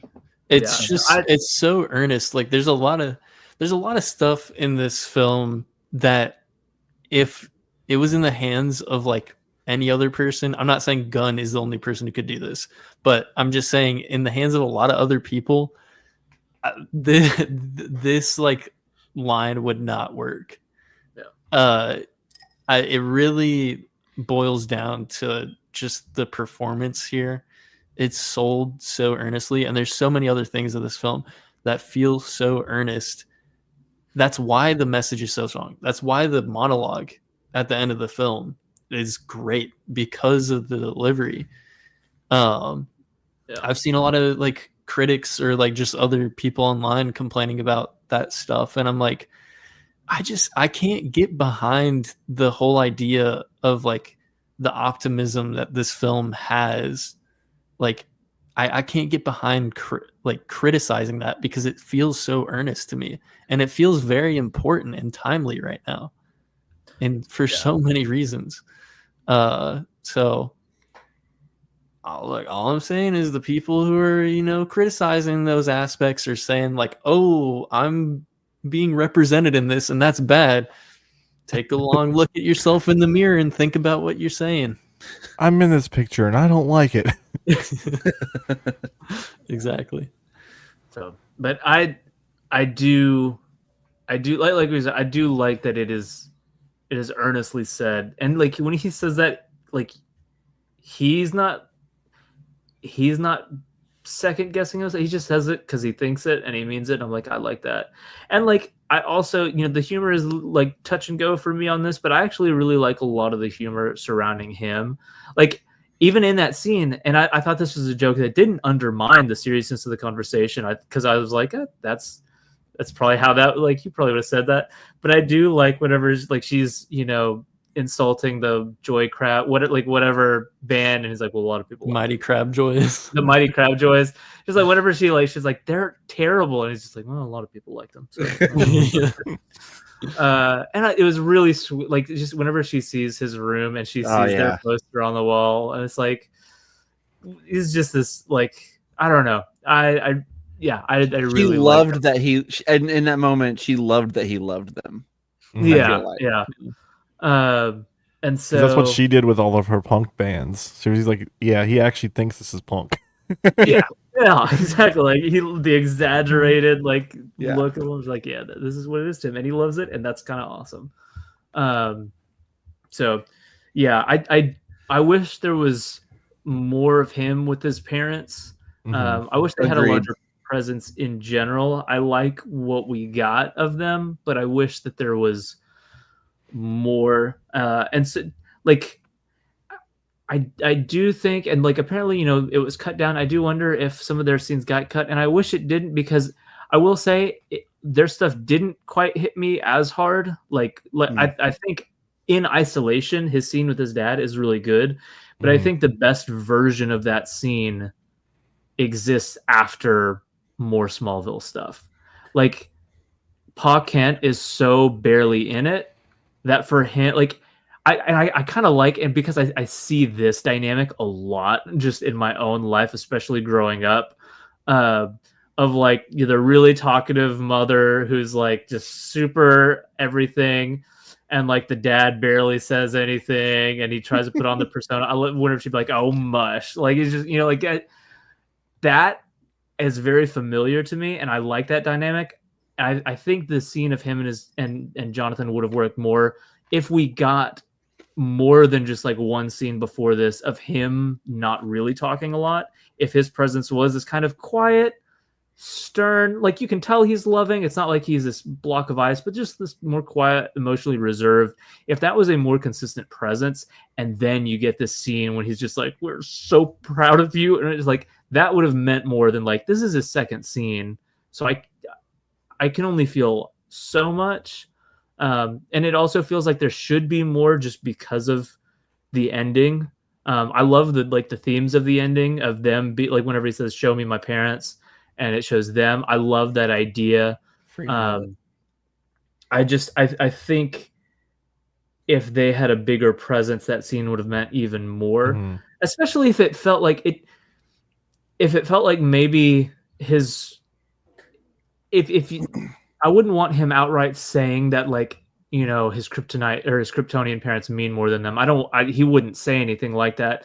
But I think if there was just this like vague subplot of like maybe the Kents feeling inadequate, as parents, feeling like we're his like parents, but he had real parents and we're just trying to fill those shoes. If that was maybe not a subplot, but just kind of an undercurrent of like more than one scene with them, so that like the conclusion to that is no, they have fully taken that place as parents.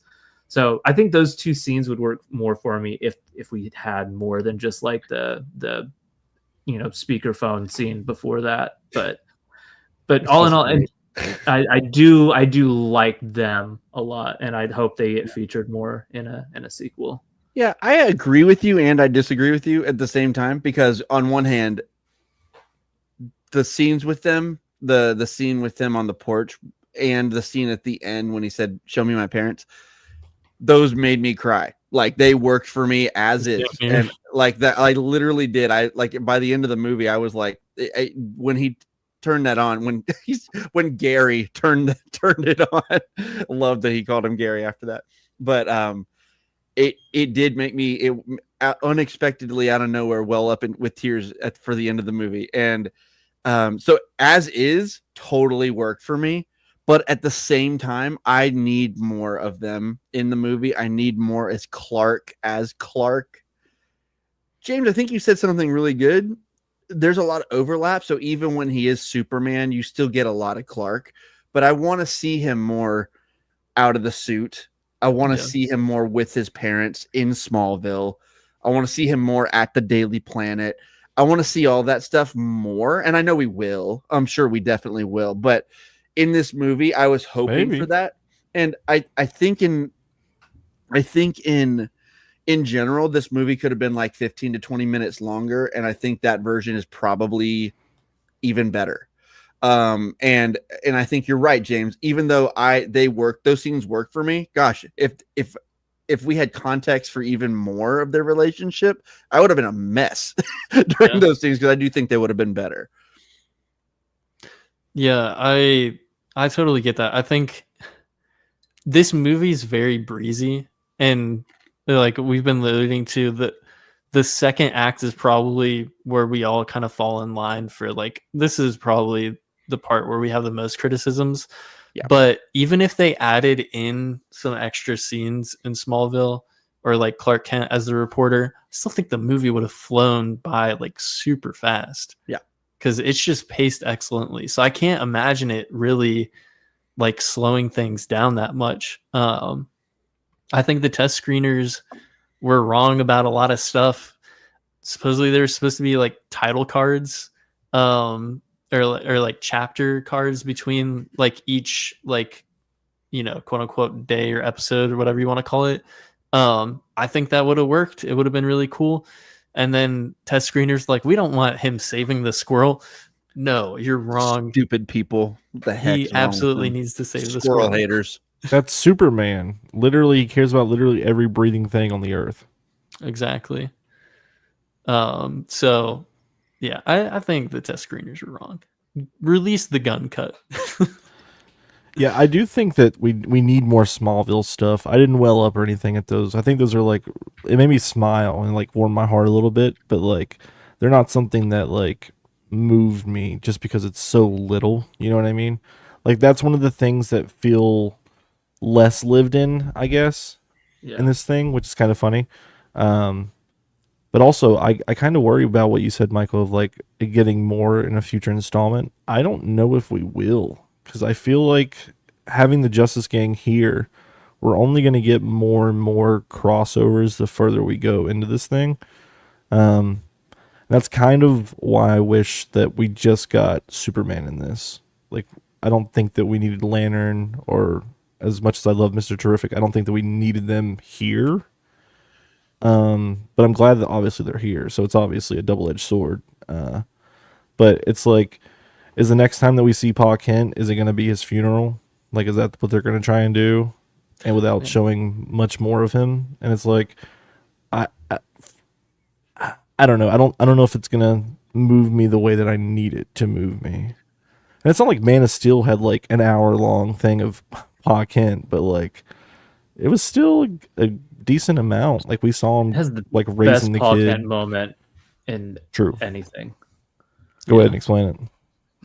Can't I just keep pretending to be your son? When he says that, and then he holds him, and he just says, "You moment, are dude. my son." It's a good That is one of the greatest. Oh my gosh, dude! Costner commits so hard to every scene as Pa Kent. Bro, Also, John Snyder does that every single episode of Smallville. Yeah, every except he episode. annoyed the crap out of me in the first pilot. So No, you can't have that car. even though I've told you no to everything your entire life, here's something you deserve. I'm still saying no. So Gabe put a comment. I don't think Pa Kent should die in this universe, and I was actually going to mention that. I really don't need that.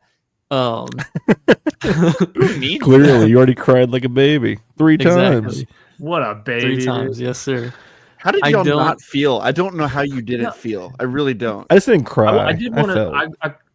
I wanted to reply to what Mitch said, because when he was talking about his experience, that was my experience. Was like, it wasn't that I felt nothing. I was like, oh, that was a nice moment, and I really love that this kind of like non-talkative guy gets his moment to really like show emotion and whatnot.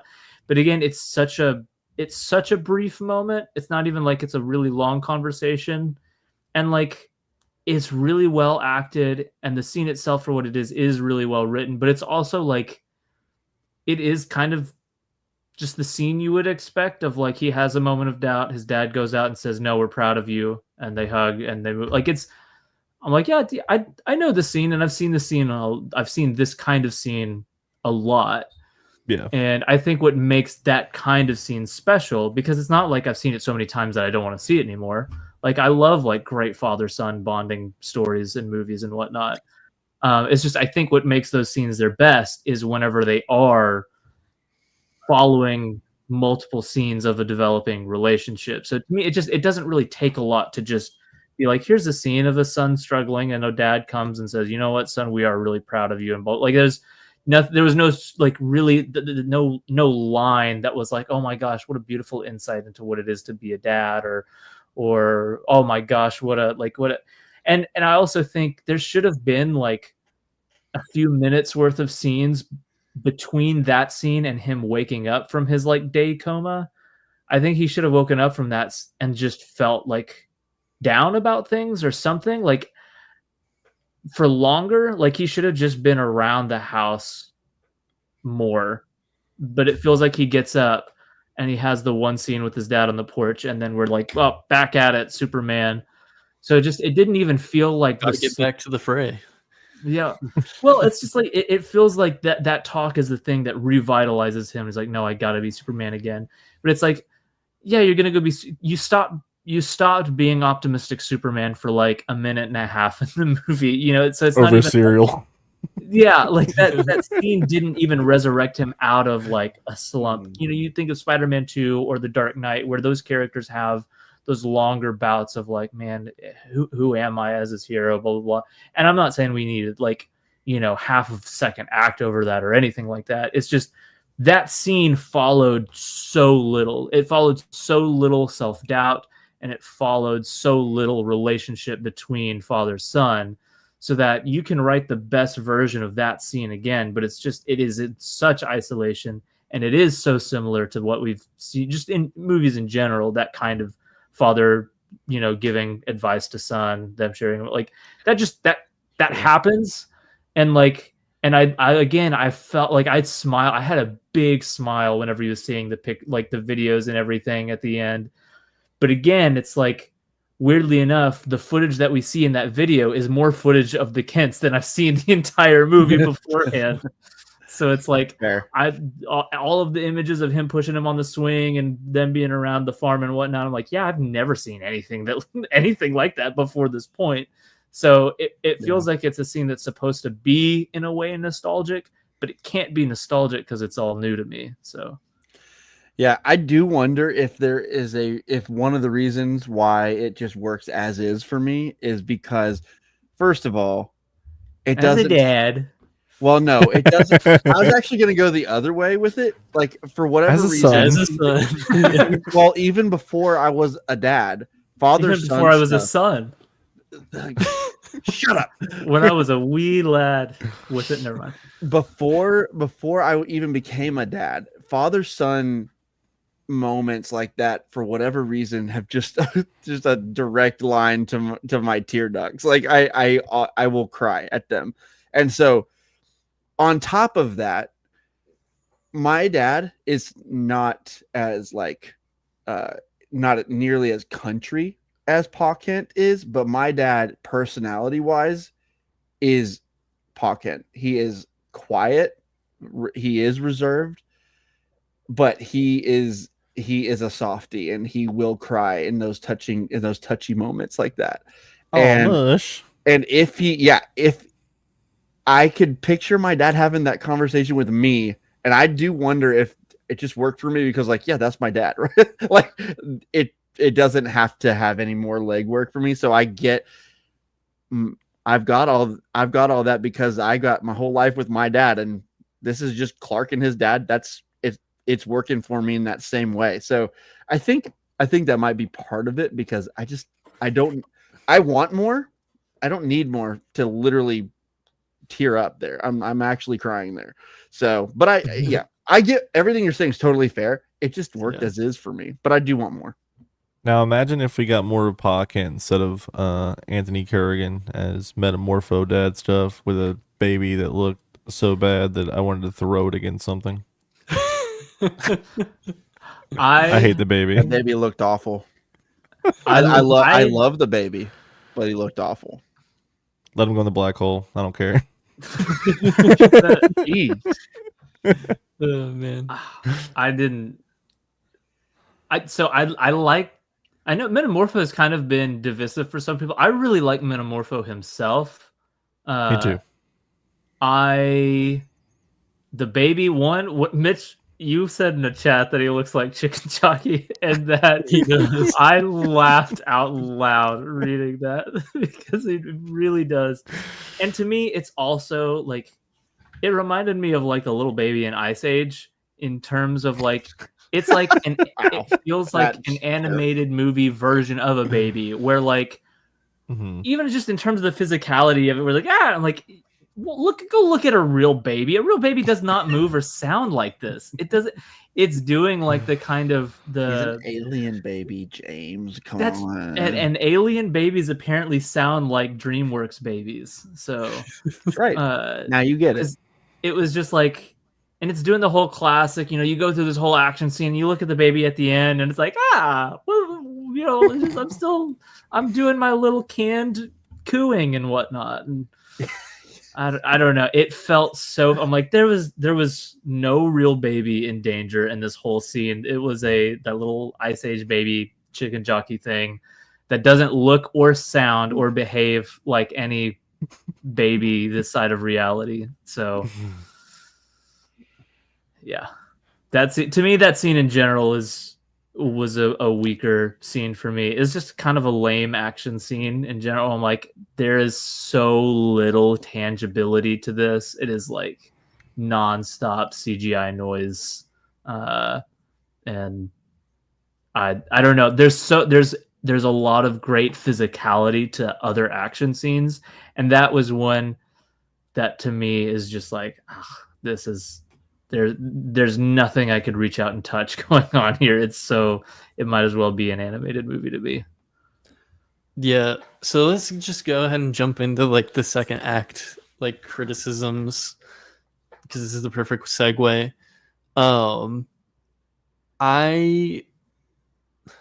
The first watch, I like didn't love a lot about the second act, like especially the pocket dimension stuff. I think there's some aspects of it that kind of warmed up to me on rewatches, but I still think it's the weakest part of the film. I think that a little bit too much time is spent in the pocket dimension, so the pacing, you know, like slows down a little bit while you're in there. But also, I think some of the worst jokes come out of that. And I think the baby also looks like chicken jockey, so it's hard to like really buy into that. And then trying to keep him out of the Proton River, that stuff, like everything is CGI there. Superman is CGI. You got Krypto, you got the baby. You're in a CGI environment. So it did feel just like too much there. And I feel like that's kind of the blessing and the curse that you get with going this comic booky in this film. Like, you're going to get stuff like this. It'll happen. I don't hate it. It's just not how I would prefer to have this. I think the river itself looks cool. Like, I like the weird, like pixelated, like blocky look to it. Also playing into the chicken jockey allegations. But I think, and I love the concept of pocket dimensions. I actually didn't realize how like important they were to the DC universe until I like have started like reading a lot more comics lately. They're like pretty prominent in a lot of comics, not just like Superman, but like a lot of other characters across the board. So I like the inclusion of them, and I think there's going to be some interesting stuff that we'll see like throughout the movies that will kind of like play with that idea. But yeah, I don't know. I just the writing in the pocket dimension is at its weakest. There's just not a lot going on there for me. I really like Metamorpho as a character. I like the purpose that he serves. I think the pocket dimension also has like one of my favorite scenes, which is when Luthor and the president of Baravia have the civilian hostage that we saw from the start of the film. That moment hit really hard, and I think that's what Metamorpho needed to like kind of get that push for him to get to where he's at near the end of the film. So it served its purpose really well, and it also just really sold me as Lex Luthor in this film. Because I liked the vibes that we were getting from Nicholas Holt up until that point, but when we get to this, I'm like, okay, this guy he really, really does hate Superman, like on a crazy level. Even I love the line of dialogue whenever he shoots him, and then they're taking the whatever gondola thing back to the pocket dimension like teleporter.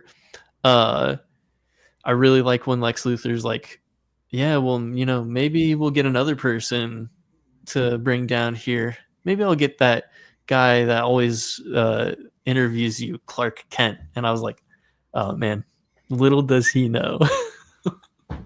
But like, I think those interactions are great. Does he know? Does he know? That's all I was thinking about too. The squirrels for crypto, like the flying squirrels, made me laugh.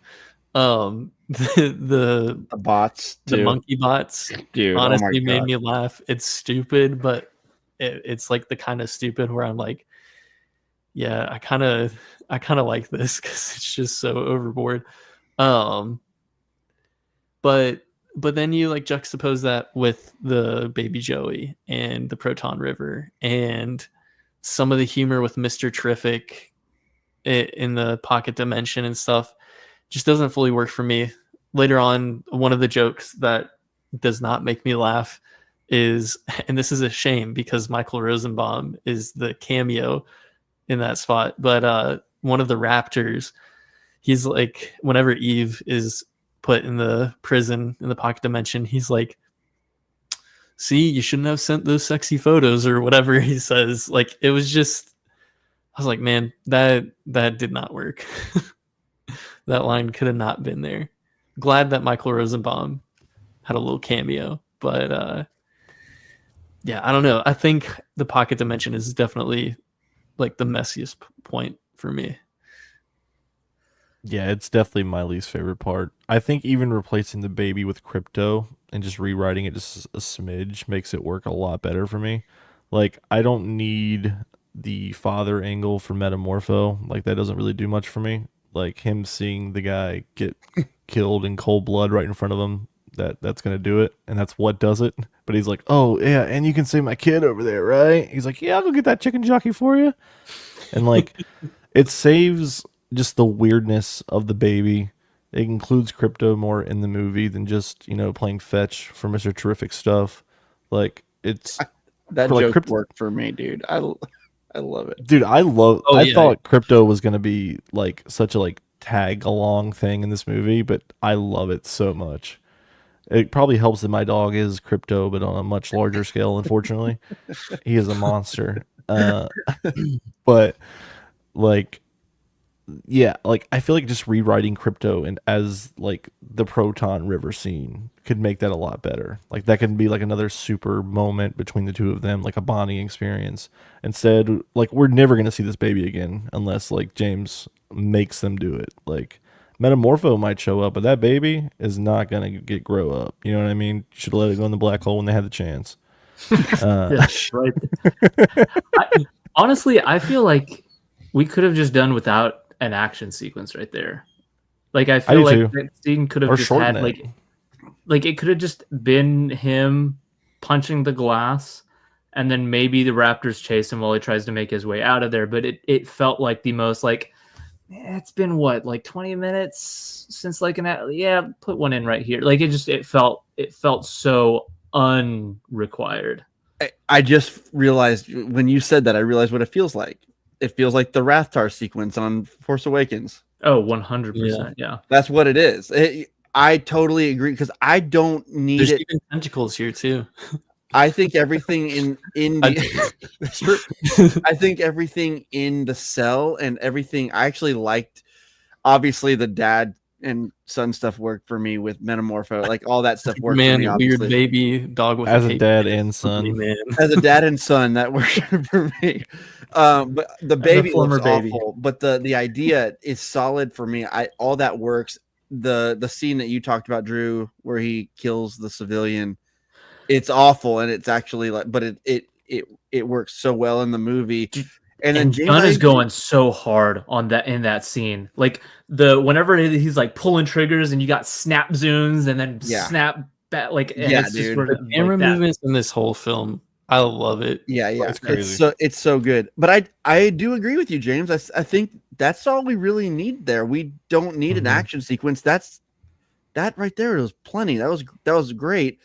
He can And fly, then- like Mitch said, he can fly and go and rescue Crypto, and then they can bolt out of there. Yeah, you know, exactly. make So it you the still get some saving of something. You get the fun there, and Crypto can have some antics. That would have been great. And then you get out of the pocket dimension. But instead, I agree. The whole thing of them in the river was just really, it was the most uninteresting part of the movie, and it didn't look appealing visually whatsoever for me. There's one shot in that whole sequence that I actually really like. When he Yep, with the I slow love that too. motion. I love that I too. think it looks really cool. It was cool. And I also love the way that they use the score in that moment and like kind of just pulling back the audio and letting the score play. It worked. That worked for me too. But outside of that, I think it's just too much CGI noise. And Metamorpho doesn't need a double incentive to, fight with the Justice Gang. He got it right there, like we said, with the civilian getting killed. Yep. So it felt tacked on.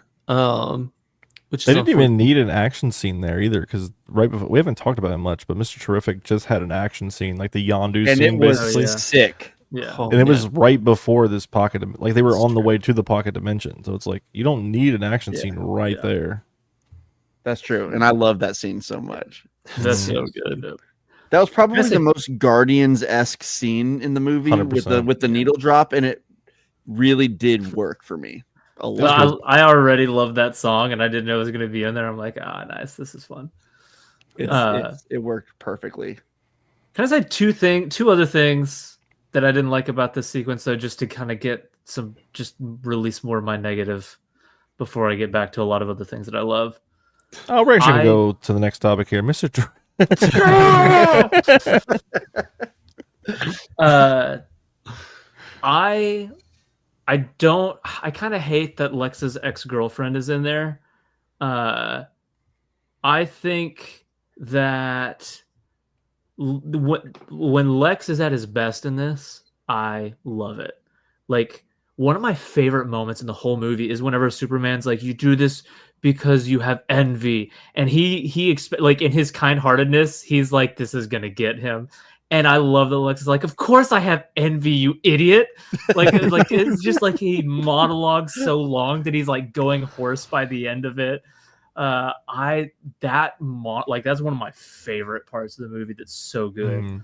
But I like, my favorite version of Lex is like, especially if we're going like super like comic Lex, is the guy who sees himself as Gotham's savior, or Gotham's savior, as Metropolis's savior. He's going worldwide now. He is the world. But like, who sees himself as a hero, and he knows that he does extreme things, but it's like, yes, I will kill somebody in front of Superman because in the grand scheme of things that is acceptable. But like, I like that he's more ideologically driven like that, who can convince himself. Like, he needs to be able to be understandable enough to be convincingly self-deceptive. Like, he has to believe in his own mind he's the good guy. Yeah. And I just think that you pass a level of believable self-deception when you're like imprisoning ex-girlfriends in pocket dimensions under like threat of death.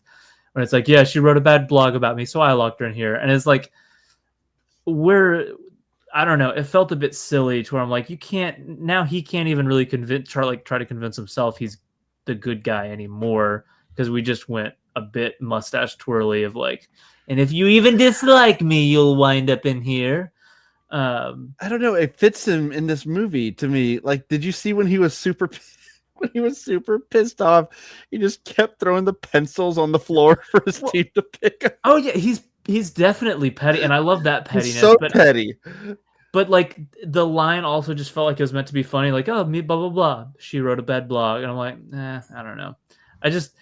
To me, it's, I don't know, there's just something about like, I can buy that Lex is like doing bad things to people that he doesn't like and whatnot, but I don't know, there's something about that didn't work.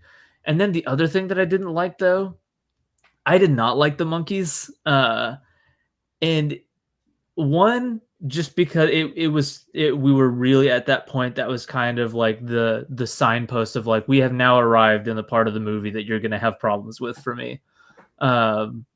Where it felt kind of like, it felt really silly, where like before I was so all in at this movie by like up until we started hitting some of this stuff, and when it was like, and here's my monkeys typing in mad like angry things online, and like I don't like it for two reasons. One, because the bit is just, it feels just too silly in the moment, but two, it kind of goes with why I actually find this movie less inspiring to me as a person than Man of Steel.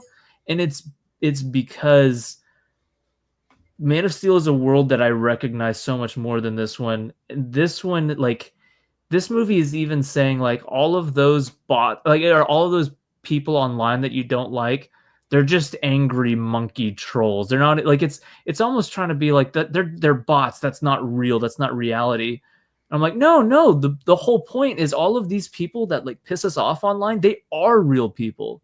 Like that's reality. The reality that Superman would live in if he was here is a reality of, hashtag we hate Superman, like all of that. Like that's the world he would live in. And like what would be inspiring is would be for him to live in that world and still be like, whatever. I'm still going to be Superman. Write whatever you want about me. People, I will save the people who hate me, blah, blah, blah, because I'm Superman. So for this movie to be like, actually, most of the online hate that Superman reads that kind of like gets his goat, those actually like were bots and trolls and stuff that I made. And was like, well, now you're lying about the world. And like, now this world is like less inspiring to me because it's not the world I live in. Like the world I live in, these are real people that piss me off. And I do have to make a conscious effort to like try to be a good person despite it all. And that's what's difficult, as opposed to like the kind of silly world where even our problems are, monkey trolls. I'm like, this is, how are you supposed to be inspiring in a world that starts to feel this fake to me? I'm gonna debunk. Man, just had a stroke there. I go the booger though. I'm gonna debunk everything that you just said, because why have we never seen Byron's face? It's because he is a monkey bot troll. Might actually be true. He's a I had never heard of that saying, get someone's goat, and that made me audibly laugh. But also, I'm with you. I don't like the monkey thing. I think it's too over the top and probably too on the nose. If anything, I feel like Lex would hire people to get online and talk crap about Superman, just because, especially if he knows that it's bothering him this much. Because you got to imagine he's bugged, right? Like he knows Superman's thought process at this point. So like when he's telling Lois like, I hate hashtag super shit, it's like, yeah, I'm hiring somebody to do that instead of programming a program to make monkeys do it. To me, that just feels asinine. And I think Gunn generally does a great job of not really factoring in the modern like DC conversation into it. But whenever it was like all of these, especially like the hashtag stuff criticizing this new Superman, it feels like he's like, all of those were just dumb monkey bots anyways. I'm like, listen, I don't like all of these people, but it felt a little too like meta in that. It's like it feels like that was definitely like a commentary on like modern, like just DC Twitter right now. Yeah. And I'm like, I don't really need that in this movie. I don't know. I think they're a bunch of dumb monkey bots. They behave like it, but the whole point is they are real people, and you got to be a hero in a world with people that suck that much, and that's inspiring. I definitely understand where you're coming from. I like the silliness of it, but I do think that it's like just one of those things that like didn't really need to be there. It made me laugh. So it made me laugh too, but I actually agree with everything you're saying. Yeah, I fully agree. You guys are monkey brains. You're a monkey butt. So there. It's true. Whoa. That's true. I said the B word on here. Hashtag monkey butt. But this is a great segue into What? Where are we going? not the monkey butts. Okay.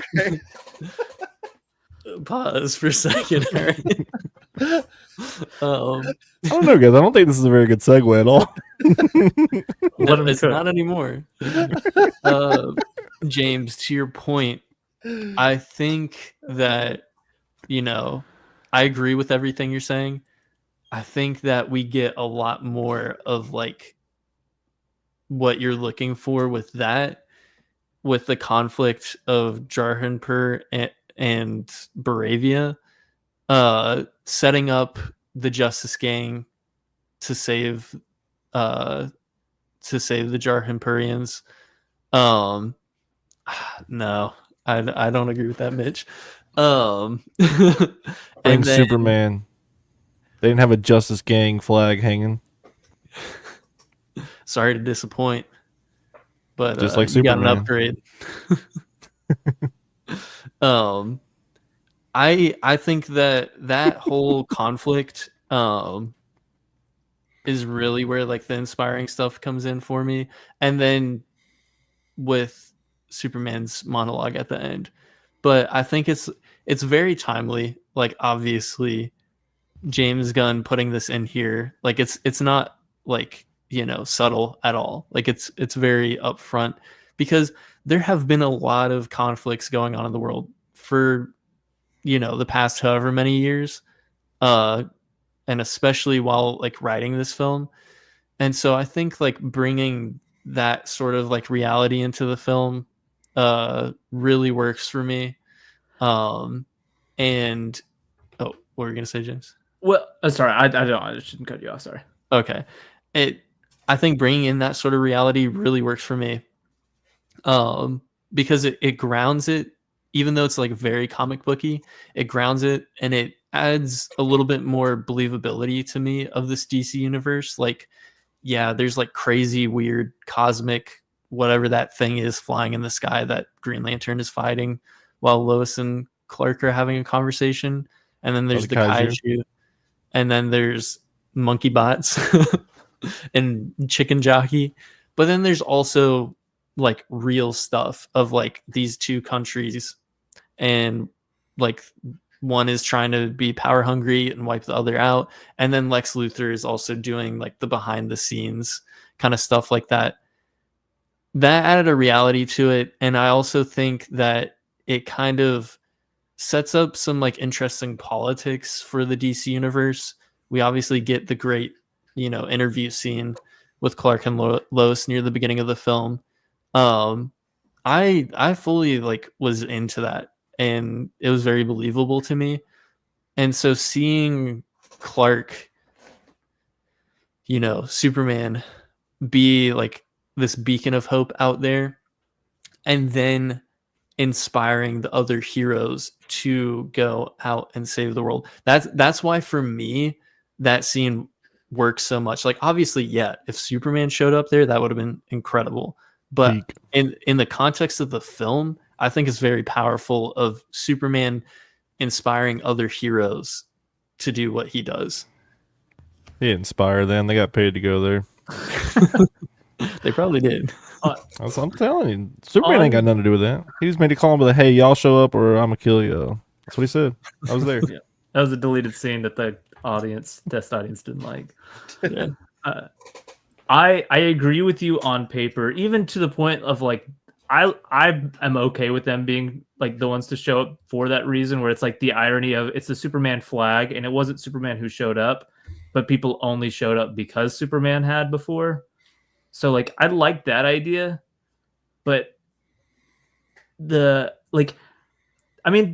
me this part of the plot, like, Gunn has denied it. To me, it felt like full on Russia Ukraine. Like, and I'm okay with that. Like, yeah, like I'm like that's fine. The what didn't work for me is like we've got such like horrific real life footage of what these conflicts look like, and I understand not wanting to go like to that detail. You shouldn't. This is a PG-13 Superman movie that you want to be able to bring kids to.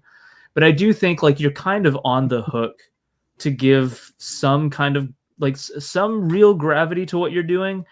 And the actual scene where Baravia like starts going in, the MCU rule book kicks in of like, bad guys don't shoot at civilians. Bad guys shoot 2 feet above the heads of civilians. Bad guys don't ever hit nice people. Nice people don't die in these movies. Civilians don't die in these movies.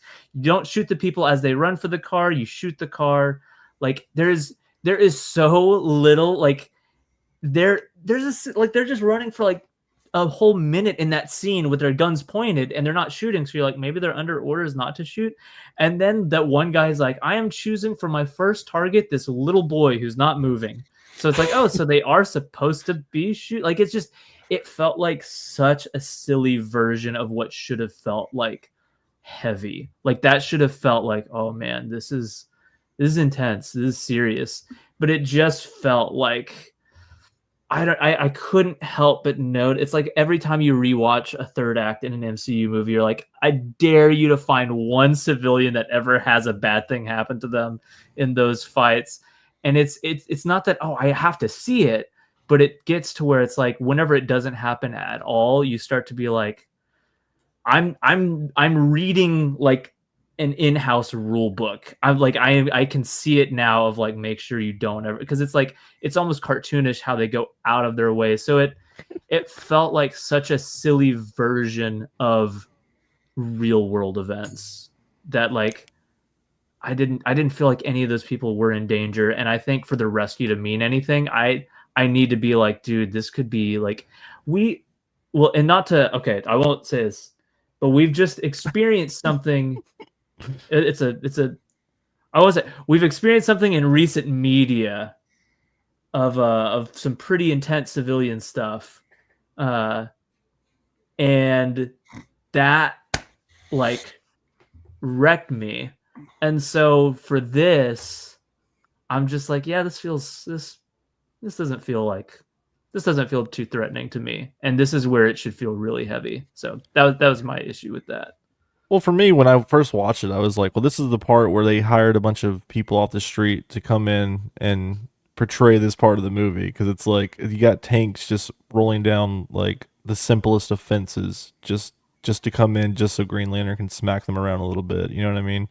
It's like, it feels like such a departure from the rest of the movie. And that's also fine. But it's also, I don't know, to me, it felt like a cheap version of, and like what I mean by that is not like a cheap version of real world events, but like a cheap part of the budget of the movie, where like it felt like these were the extras that showed up the day, and then we were, all right, we got to get this done. The heroes are going to come, and then that's it. Yeah, and I tend to agree too. Like this was not one of my favorite parts of the movie by any stretch because, and I honestly couldn't put my finger on why. Until James, when you were just talking, I think you kind of hit the nail on the head. It didn't feel weighty as it should have. And I also just kind of, I was super, by the way, I was really, really moved by the kid and the flag. Like that part was super cool and beautiful and moving. And I also, Drew, do agree with you. I love that I think I took it that it inspired he inspired the Justice Gang to go over there because he has a literal world-ending problem that he and only he can deal with. So, I think that he didn't have much of a choice there, and so I had no problem with that aspect of it. I think in general, just the feel of it felt cheaper than it should have, and then it did feel just like you said, James, it just felt like this should feel so much more real and should feel so much more like not super, don't go too far, but it does feel like a little bit cartoony comparatively. And I do kind of feel like even the I didn't like the portrayal of the head, I guess the king or prime minister or whatever he's supposed President to be. Barovia. Like I get that, like he's supposed to be a clown I get like what they're trying to do, and obviously, like to me, he's there's someone he clearly is supposed to be, and like I get that, but at the same time, it made everything feel a little bit. It took weight, and it felt a little careless, I guess. So that part just didn't connect with me as much as I was hoping it would have. Even though I felt a lot when they started chanting Superman and the kid had the flag and all that. That was awesome. But yeah, that's generally speaking, that's not one of my favorite parts of the movie either. Anyways, here's a middle finger. I like the middle finger. I laughed at the middle finger. It was good the I first middle time. finger a lot. I love it. I even like, it's like, no Superman today, kid. You got an upgrade. I do like that. Yeah. Nathan Fillion is perfect. I I freaking love him, and really, I loved all of them. Probably Hawk Girl the least, but she wasn't given a whole lot to do. So I'm eager to see more for sure. But I love I cannot wait to see more of Mr. Terrific. Mr. Terrific was a scene stealer for me. I think he was terrific, honestly. He was terrific. So, but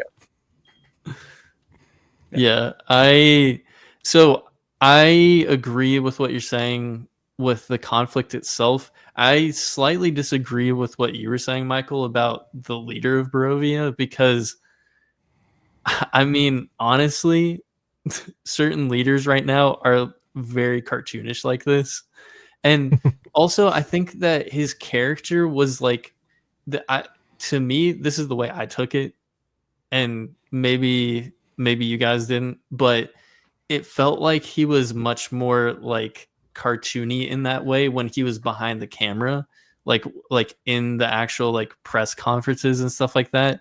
But he was a lot more like laid back outside of that.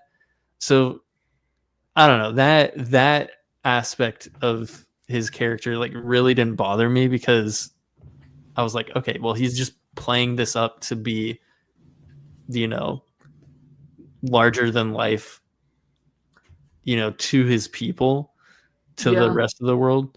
So I don't know. That's just how I took it, though. That can work. I think just, I mean, one of our first scene outside of the cameras though is when he's like, try a donut. Oh, good. Yeah, right. Yeah. We just hit joke immediately. Yeah. By the way, I really like Lex right there. Right. Like there's something about his delivery on that right was so funny to me. I don't know why. But yeah, he was just kind of it was whenever the cameras are off and you kind of see behind the scenes to me, and he's like laughing at the Russian roulette with a gun, like and laughing in a way that's not like maniacal. He's laughing in like I don't know. It didn't work for me. There's just something about the tone of it that didn't mesh with what's happening for me. It just didn't feel right, but I don't know. I can't really put good words to it. They should have just evacuated the entire country like they did Metropolis in 5 minutes. Exactly. That was another. I thought it's it was always so the same thing, man. I like this movie a lot. I really do. But that was another one of like, you want to know how different we are from Man of Steel? This is how. It's like, yeah, you can do it. Because again, if you just lie about reality and say you can evacuate a city in like 5 minutes, sure, you can be as like, breezy fun as you want. You can be like, our Superman never kills. Yeah, because your world is fake. So shut up.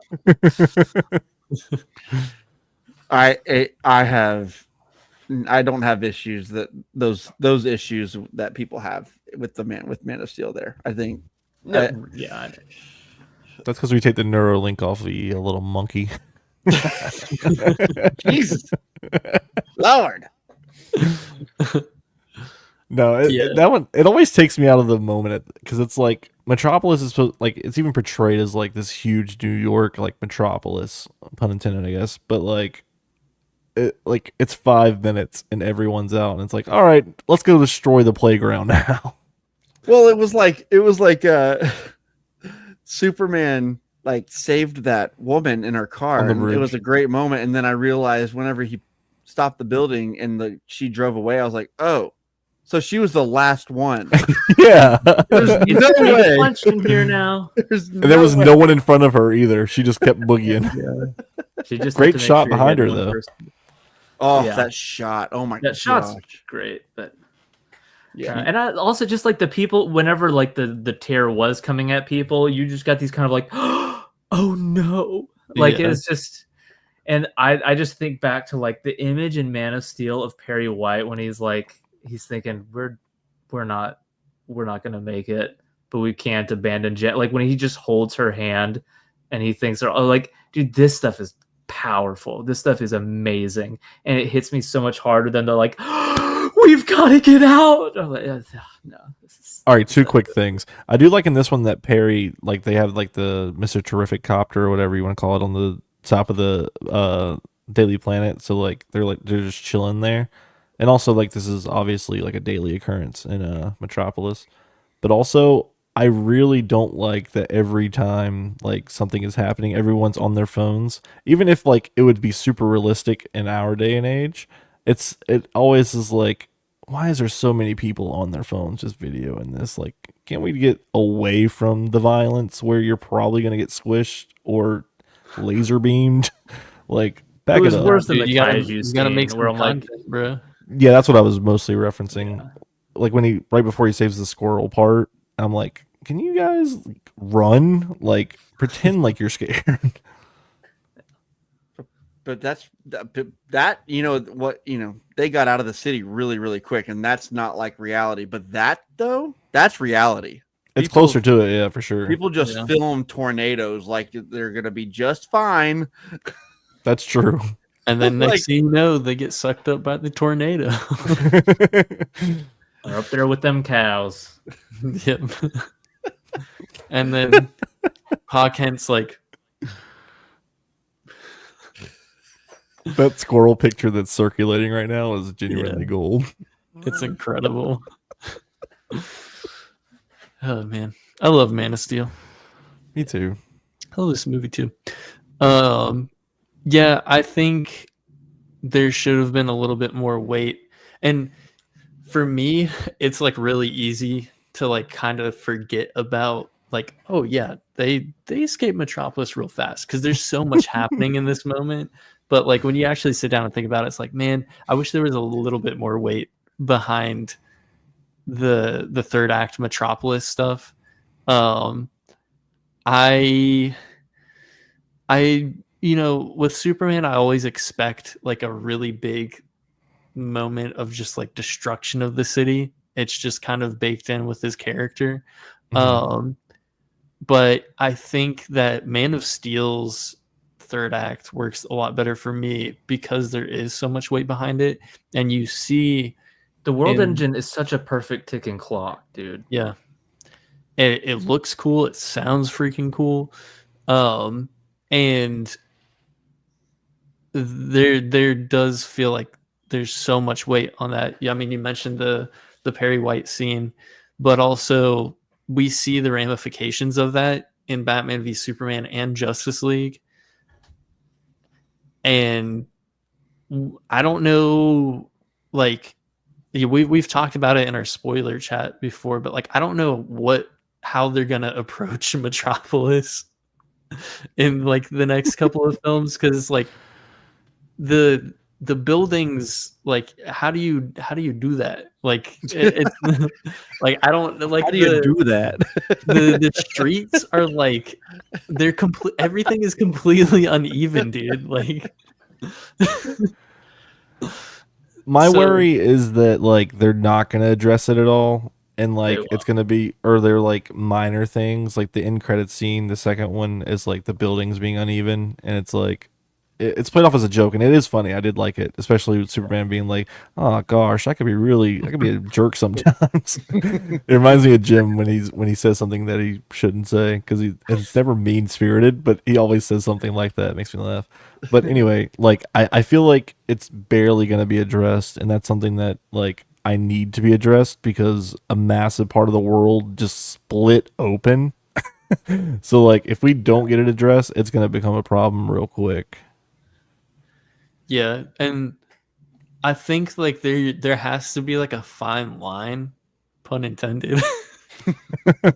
uh, what I want from the DC universe is I want like a fine line, and it seems like they've already kind of established this of each project being standalone-ish enough to where you don't have to watch the previous thing to catch up to the new thing.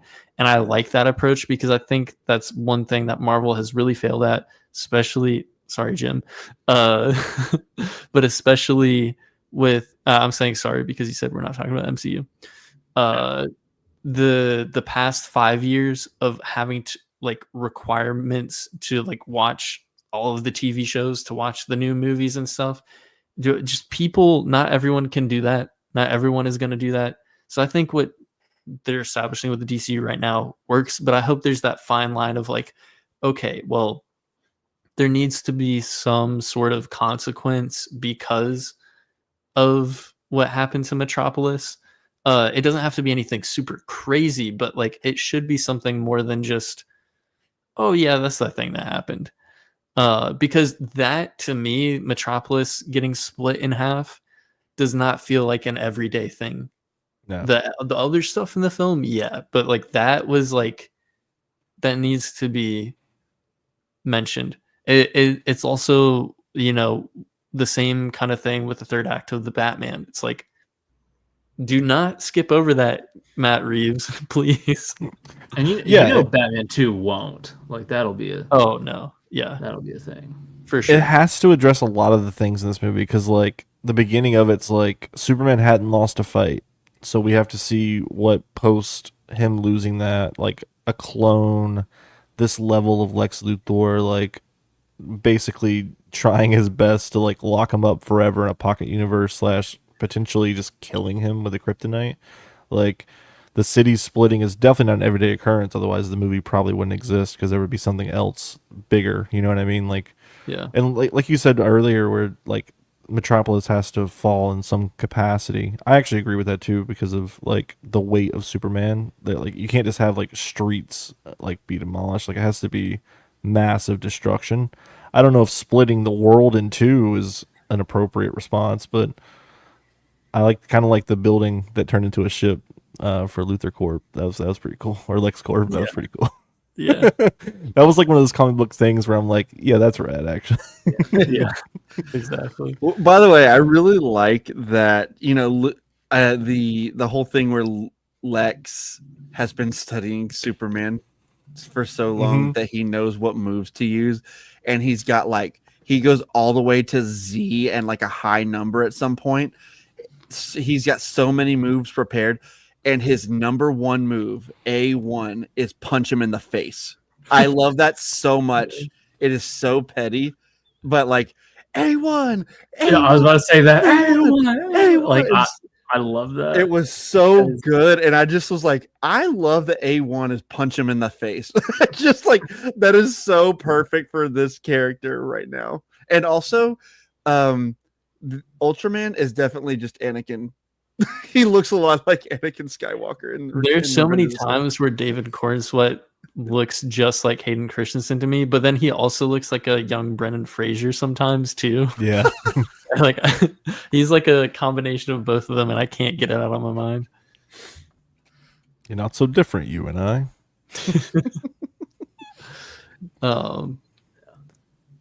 Yeah. How'd you guys feel about the Ultraman stuff? All right. Yeah, that's what I think too. Is fine. I'm neither here nor there. I think there's a lot of deniers, but I really do think that they're setting up Bizarro with him. It better be. I know a lot of people are like, oh well, the black hole, like it's a black hole. I really don't think it's just that. James Gunn was even in an interview like the other day, and someone asked him, so is Ultraman coming back? And he said maybe. So well, even if it's a black hole, it's not like a Superman clone couldn't escape it. You know what I mean? Exactly. Like, we watched a Superman literally escape a black hole. Like and one that's survival instinct. Supposedly the Superman clone is even stronger than Superman. Yeah, so it's supposedly. like And then the line of dialogue of like, oh well, he's because of that, it comes at a cost. He's not as smart as you. To Yeah, me, exactly. I was like, that is bizarre. He's wearing like basically it's a very, very dark shade of it, but it's purple. His suit is purple, so it's like that's bizarre. The line about him being less intelligent to me is like, oh, okay, yeah, because that's usually what happens. Like, I mean, that's literally the episode of Superman the Animated Series I watched just a few weeks ago. Was Lex creates what was supposed to be a carbon copy clone, and it turns into Bizarro. So like, that's the way it goes. I think they're setting that up. So I'll be excited for that. That'll be finally a Superman villain that's not like Lex Luthor. I'm ready to see like other Superman villains in live action. Like who? Well, Drew's gonna hate this, but Brainiac would be dope. He's dope in the comics. He is actually. Yeah, he really is. Whatever happened to the Man of Tomorrow? Brainiac's pretty epic in that. One thing that I wanted to see what you guys have to say, because it's like a major talking point on this movie, and I'm seeing a lot of people that I actually know, not just online people, but like, I mean, it's online, but it's people I actually do know. One thing I'm seeing people say is that they think Superman in this was weak and not super. What? And I think that's the dumbest thing I've ever heard. And I'm like, did we watch the same movie? Like he gets beat, like he gets beat for the first time in the movie, first of all. And then when the main other times are when he is literally sick with kryptonite, or when he's facing a clone of himself. So like, and he doesn't get beat then, he beats him. And like, he does all sorts of awesome super things all throughout the movie. He does a lot of stuff without the reliance on the Justice Gang too. Yeah. And they start the film by saying he went 3 years unbeaten. Yeah. I was gonna say that, like the opening scenes are being like, this dude went undefeated for 3 years. We see him casually like ignoring kaiju, like flying in the, like letting other lesser people than him deal with it. Like they've got that handled. Yeah, like, and it's taking 3 of them when if Superman flew over there, it'd be over in like 2 seconds. Like, just read into the movie for 1 second. Yeah. And like, I like a Superman that like can get beat up. I do too. Like, I want him to be able to have somebody grab his cape and throw him around, and it's. I need the dark side replication in live action. When he's flying away and he grabs his cape and he's like, "Oh yeah, dude, that scene is actually pretty great." I need that. It would just be so boring to have like an overpowered Superman who really is kryptonite is his only weakness. He can't possibly be challenged by anybody else ever. I think it's just really boring, and I love that. Not only is he still super, he does a lot of awesome super things in this movie, but he is also this movie does go out of its way to accentuate his humanity, and he is also like an emotional being, and that gets compromised sometimes, which I think is great. That's compelling. And on that note, that's another thing that I've seen a lot of annoying discourse online is like, people talked about, and again, this is, hate to say it as a Snyder fan, but it is a lot of like the Snyder lovers who are like, you claimed ours was too dark and brooding, but your guy is constantly yelling at everything. He's such an emotional baby and blah, blah, blah. Like, I actually really like how frustrated he gets at the world in this, where he's like, what am I supposed to do? All right. And like, one of my favorite scenes in Man of Steel is whenever he stops caring about whether he's breaking stuff and he's just grabbing, he's just like, he's punching that one dude in the face. He's like, you're never going to threaten my mother, whenever that happens. And I love the where's the dog? He stops caring about, I don't care if I break this door. I'm going to kick the crap out of this door. I'm going to fling his desk. Where's my dog? Like, where is my dog right now? Like, he's not even a good dog, but where is he? Yeah. I like some of his outbursts where I'm like, you know what? No, like I'm okay with this. I do think, if we're 5 movies from now, I would like to see him in a more controlled kind of state. Sure, but I'm I'm super down for him to, be this way at the beginning. I think it makes his art compelling, that it's like, dude, I have a temper. What would it be like if all of this was like expected of me, and I've got all these like the frustration that you would just experience. So I like that about him, and that's another thing that I've seen like a lot of people be like, look how stupid this is, what a baby he is. Yeah, it's also a thing of like, that's not his dog either. Like, it's like clearly he makes it a point of like, I don't want my cousin to like be mad at me. You know what I mean? And also, I really like Nicholas Holt in that moment too, when he just remains seated, and then he stands up and he's like, "What dog?" And then the whisper underneath the breath of like, Just takes a second. white dog or a red cape. Yeah. What'd you say? Knowing Superman heard him perfectly. Yeah. I love it. Yeah. That rivalry is so peak. But also like Superman, this is going to be a controversial take outside of the four of us. Get ready. Here we go. Man of Steel Superman, Snyder Superman actually does have some emotion. He's not an emotionalist. He's not never fully smiled. stoic. He does have emotion to him. In Man of Steel, I mean, look at the ending of the film. Like, just as one example. Gosh, what a hot man. Couldn't make it to the ending. But seeing how devastated he was killing Zod, dude, freaking good, dude. He has no emotion. What are you talking about, man? So I don't know. The deed split him in two. So the people who are like, the Corenswet is too emotional, you're wrong. People who say Henry Cavill's Superman wasn't emotional, you're wrong. Superman is an emotional character. Read any of the comics. He is not just fully like boring, stoic, has no emotion to him. He's not a robot.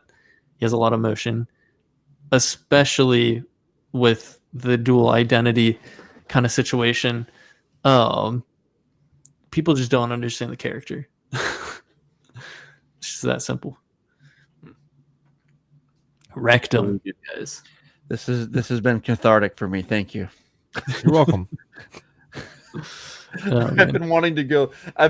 It's like one of the people is like one of my worship pastors at my church, and I just want to get online and be like, "Stupid, you're stupid, you're stupid."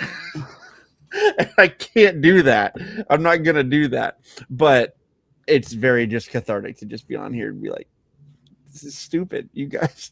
There's no way we watched that same movie. There's no way.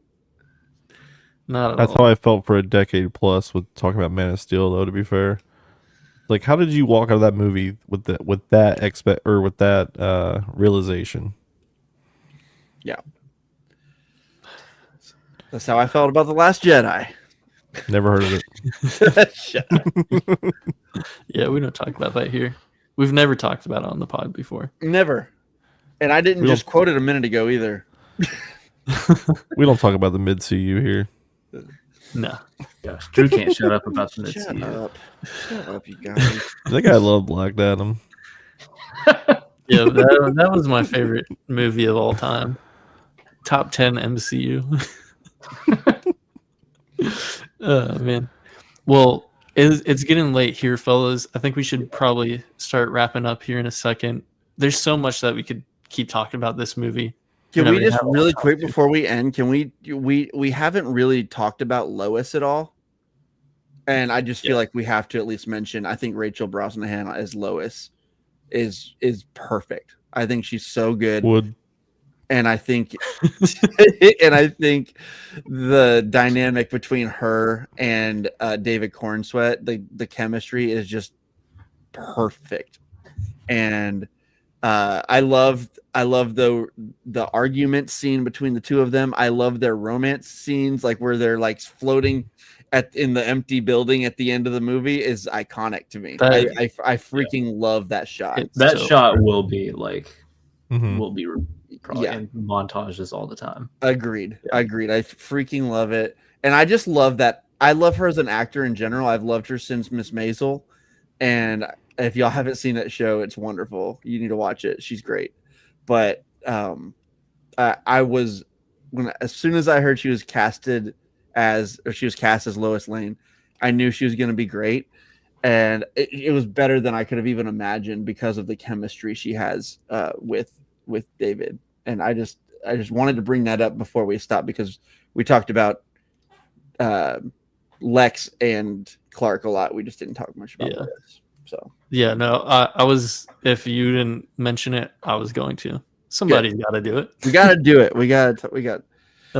And I just love to. I also love. Oh God, now I'm forgetting the other guy. The guy with the really funny side story.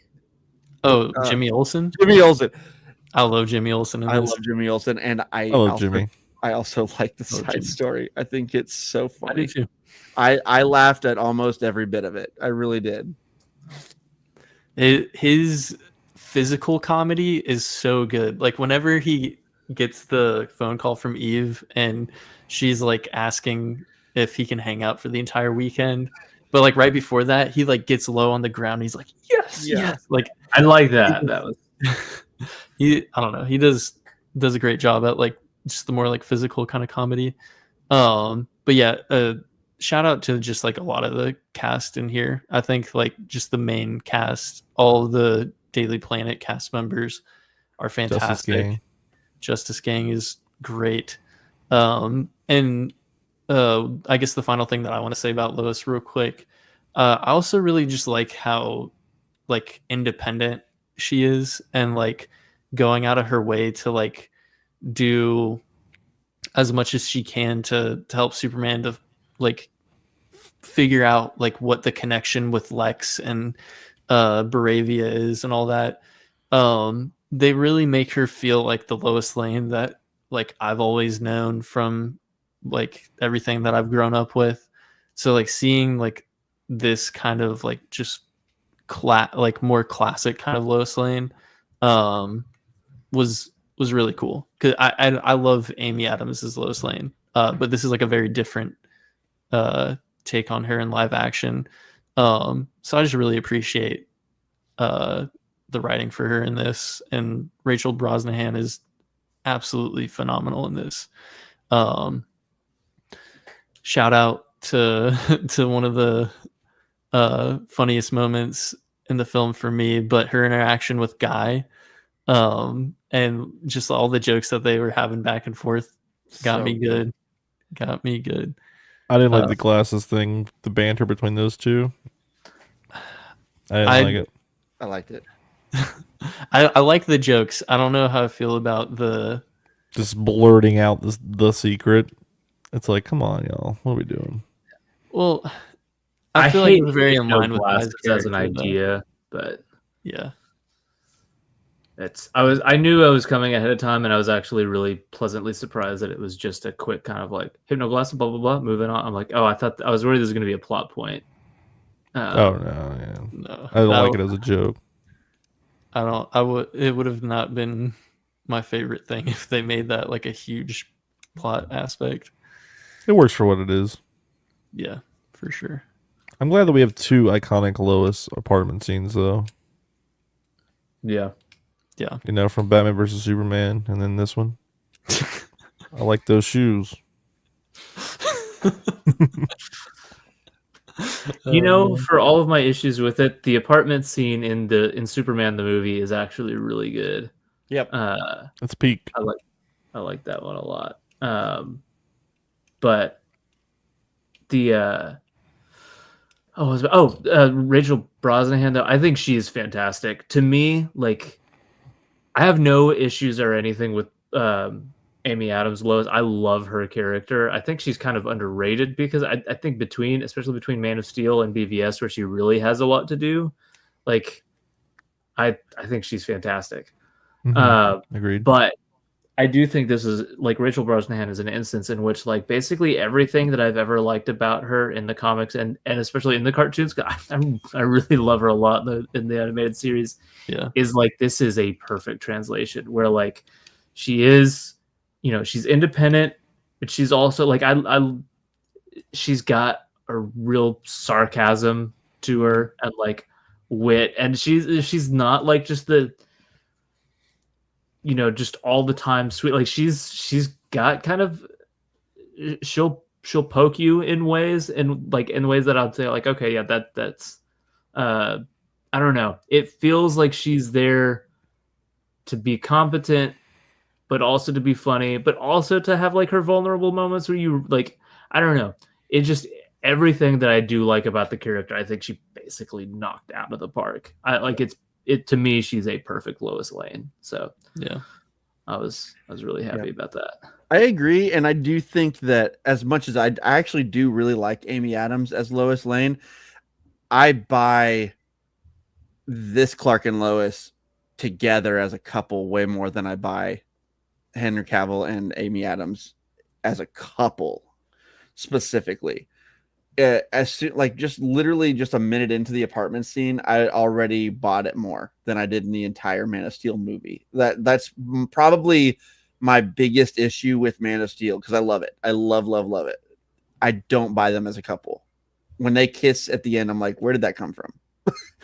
I really do feel that. But with this one, I am Cavill. If you saw him, shut up.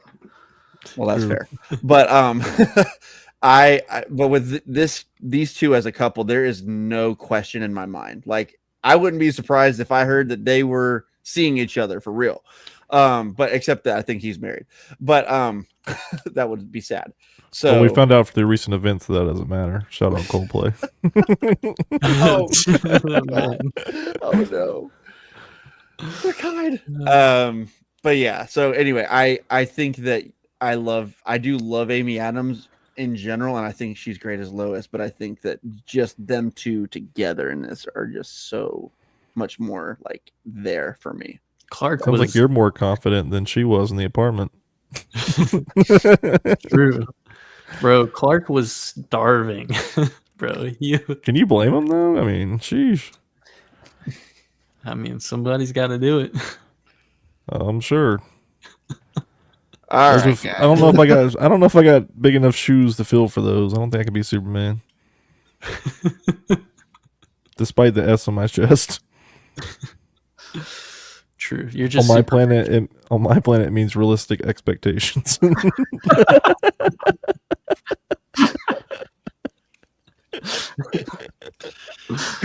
Man. Well, do you guys have any final quick notes that you wanted to drop before we wrap up? No, Lois was my main one that I had to bring up. I'm sure there'll be others as we see it again later. Probably. Yeah. Mitch. Oh, we didn't really talk about the ending being with Millie as Supergirl showing up and getting Crypto, and obviously leading into the next movie, which is going to be a huge thing. Yeah, me too. I love that it was an end credit scene. I love that it's actually in the film proper. Same. It's once again like them obviously having a cohesion as a studio for where this universe is going to go. I think it's going to be fantastic. I can't wait to see her movie out next year.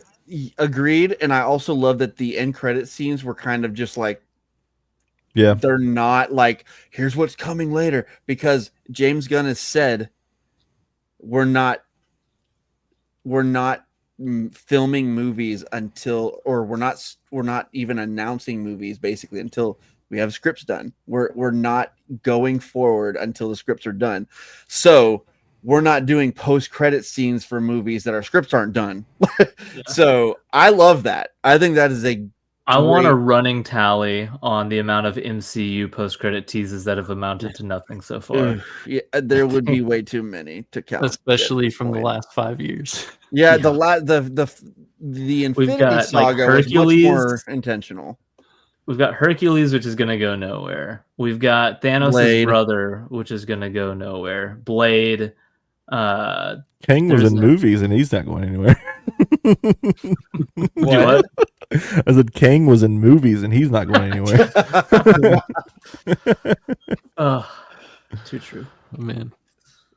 Yeah. No, I'm glad you shouted that out, because that's one of my favorite things about that. I would have been like, oh, yay, exciting, after credit scene, whatever, but it just works so much better within the film proper. And it's also just a good bit. Like, Mhm. I like for him to be like, so that's why he's the way, the way he is. And just there's something so funny about like a superpowered being, like a superpowered version, a scaled up version of what it's like to have like a rowdy dog looking all over you and slamming you. So like every time her head like made a bigger dent and she was laughing, I was like, I don't know why, but I love this. Yeah. It was very like endearing, and then also hopefully not too long. I'm ready to see this DCU Batman. Yeah, Speaking of things that doesn't I'm have a script. man. Needs one though. True. I'm fully sold on Millie Alcock as Supergirl already, just from this little bit that we saw her. Yeah. And I'm beyond hyped for this movie because Woman of Tomorrow is fantastic, guys. I cannot recommend it enough. Jimmy Jam and Mitchie I've heard Man. it's great, and I've heard it gets pretty dark. I definitely think the Supergirl film is going to be very different tonally from this. It'll be consistent for sure, but it's gonna get to some levels that will be really interesting. But yeah, you guys need. I'm excited for that because I'm also excited as I love this movie and I love James Gunn's direction in it. I'm also really excited to see DCU movies that he doesn't direct. I'm excited to see what other people's films look like in this universe. It's going to be I'm fun. excited to see whoever's going to replace Andy Spaghetti. Like, Yes. I love how you actually call him Andy Spaghetti. The third movie in this universe is going to be a straight up horror film. That's exciting. yeah, Not just any horror, body horror. yeah. True. Crazy. Which one is it again? Clayface. Clayface. Yeah, I keep forgetting that's actually happening. Crazy. Yeah. Really I think cool. the script's already done too. I think Flanagan's finished it. It's supposed to start shooting, I think, in August, right? Or maybe Do we have the next casting one. for that yet?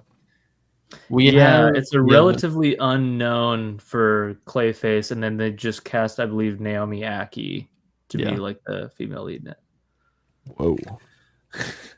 Isn't that the girl From Rise of from- Skywalker. Okay, yeah, that's what I thought. That movie wasn't her fault. Definitely not. Nothing in the movie was her fault. Let's find out. Oh, what? That was such a creepy, like, I know. I don't know. Let's find out together. This isn't the Rise of Skywalker episode, so Dude, thank Every God. episode is a Rise of Skywalker episode, Drew. true. But yeah, guys, this was an absolute blast, and it Wait, can we feels give good. final thoughts? No. Nope, we already did. Yeah, give I five. thought that was just anything we want to bring up before we do final thoughts. Never mind. Give some final thoughts. Let's go. Jim started off. You Oh. wanted Sorry, I was just gonna say overall, I like this a lot, and I worry that if I like listen back to this, I'm gonna sound a lot more negative than I am on the movie. I give it 3.5 out of 5, and I'm always talking about how like, listen, 3.5 is like easily and clearly on like the good side of the scale. It's not even like hair splitting. It's like it's clearly on that angle. So I like it a lot. There are certain comic book movies that are just these like genre standard bearers that are phenomenal, like the Nolan films. For me, Man of Steel, Batman vs Superman, Spider-Man 1 and 2, that kind of like, I was hoping that this would be that for me, where it is that there's just something so moving and powerful and just, oh my gosh, this is one of those. It wasn't quite that for me, but it also does a lot of things that do really excite me for the future of the DCU. And it gets, like, most importantly, I know that I have a Superman that I love in this universe, and I am going to be very excited to see more of this person. So I like it a lot. And Gunn, despite having a couple things, that I wasn't huge on, I think he showed that he's like, yeah, the reason I have this reputation is because I made movies about the Suicide Squad and the Guardians, so that's what you're gonna see, because I haven't really been like, I haven't had that opportunity to show you this is what I'm like with a more, earnest character, and I think he proved he can write really well for that kind of character. So I would be okay if he did Superman 2, and it sounds like he probably will. So I'll look forward to that. Indeed. As Richard, man. someone who was sorry, I was just gonna say, as someone who was even higher on the movie than you, James, I don't feel like you were crazy negative on it or anything like that. You sound like a 3.5 to me. And 3.5 means hate. Sorry, go ahead. Jim, let me be the first to say that you were definitely negative this episode. All right, I'm not gonna sugarcoat it. You suck. As someone who was right there with you, dude, you suck. Anyways, I gave it 4 on the second viewing. On the IMAX viewing, I actually found that I love this movie. I love this cast. I think almost every single person in it is perfectly cast. I didn't think I was gonna like Holt nearly as much as I did as Lex, but he completely sold me in this movie. I can't wait to see the hater that he becomes later on. Someone that I aspire to be. Because that's some next level hating, guys. I'm telling you, that guy rules. I'm gonna ride this high for a very long time, as long as I possibly can, because I still have reservations about the universe as a whole. This movie looks distinctly unique for the genre and like where we are in 2025, which I love. But what's Supergirl gonna look like? What's Clayface gonna look like? Are those gonna feel like they're DC movies, or is it just gonna be a collection of movies that with little like visual cohesion, which I'm okay with, but I still need it to like, I need the Clayface movie Gotham to translate, right? I need some like visual cinematic like cohesion. Yeah. And I worry for Supergirl that it might not have the same feel as this, which could be okay, but until then I'm reserved. But that means it could wow me even more, kind of like this movie did, where I did not like the way this movie looked in trailers, and I did not like the way this movie looked in Dolby, and then IMAX was like, yeah, this looks great. But yeah, I love this movie. I'm excited to see where we're going. I'm excited that Gunn clearly has a direction that we're going. Even with unfinished scripts, like we know where it's going, and that's exciting. Gods and Monsters is pretty cool. Pretty cool. Pretty good. Yep. Yeah, and I'm pretty much there. I gave it 4.5 on this second viewing. It went up. My rating did. And Hey, rating, look up. Hey, buddy's eyes up here. Oh, good Lord, it's late. I love this movie. I love this cast. I totally agree, Mitch. I think that it was pitch perfect casting across the board. And I really do think that there, like we talked about, there's a few James Gunn-isms that I love most of them, but there's a few things that I wish were a little different. Second act was a little iffy on certain things, but in general, I really, really love this movie. I might try to go see it one more time in the theater, but it's definitely one I'm going to own really quickly. I usually wait till I can find a sale. I think I'm going to try to buy this as quick as I can. So, it did actively excite me about the future of the DCU. So let's freaking go. If you want the Steelbook, by the way, it's already up for. Yeah, that's more money though. Steelbooks aren't cheap. It is, but with Amazon, if you actually Amazon and Walmart, if you pre-order, it doesn't pay until you don't have to pay until it ships. So yeah, how much is it? I don't know, probably $40. Yeah, that's not terrible, I guess. I mean, that's what new movies cost, sadly. Yeah, new movies, man. Ugh, so much more now than they used to be. True. Back in the olden days, I used to get them for a nickel. Oh man. Give us your final thoughts. So I have it rated 4 stars. I've seen it 3 times. Like I said, I love this movie. There's so much I love about it. I think we all kind of share like very similar criticisms, but it sold me on Superman, sold me on being excited for upcoming DCU projects. So yeah, you can consider me DC all in, baby. Um, but yeah, I really am excited for the future of the DCU. I'm excited to see this character again. I'm excited to see a lot of these characters again. I think honestly, I could see this film going up to 4.5 stars just on like an enjoyment level, because like I really, this movie is so much fun to watch. Like I don't do repeat viewings in theaters very often anymore, just because I don't have a lot of time to watch like a lot of movies that come out. But I mean, I really did love this, so I don't know. I think it's a blast. I think it got the character down just to how I wanted him to be, and it's a very comic booky world that feels very distinct and different from a lot of other comic book movies right now. And even though not all of the swings landed for me, I really appreciate how ambitious Gunn went with this, the visual style and the ensemble cast, the storytelling. He really went for it, and I appreciate the ambition, and a lot of it worked for me. So go freaking watch this movie if you haven't yet. But if you've been listening to this, like, what the heck, man? It's a spoiler review. What's wrong with you? But that brings us to our closing point, gents. It's been real. It's been fun. This was a very, very fun movie to talk about. If you are listening on the podcast feed, subscribe to our YouTube channel, where we do live streams. Try to do it once a week. Sometimes we don't. But if you want to keep up to date with that, you can go follow and join our Facebook group, which is Banter Fodder Film and Television Discussion Group. That'll be in the link tree. You can find all the links to our podcast feeds in there as well. Make sure you give us 5 stars. And then also check out Casket Minds. I co-host it with Mitchie Man. We talk about games and stuff. It's a heck of a time.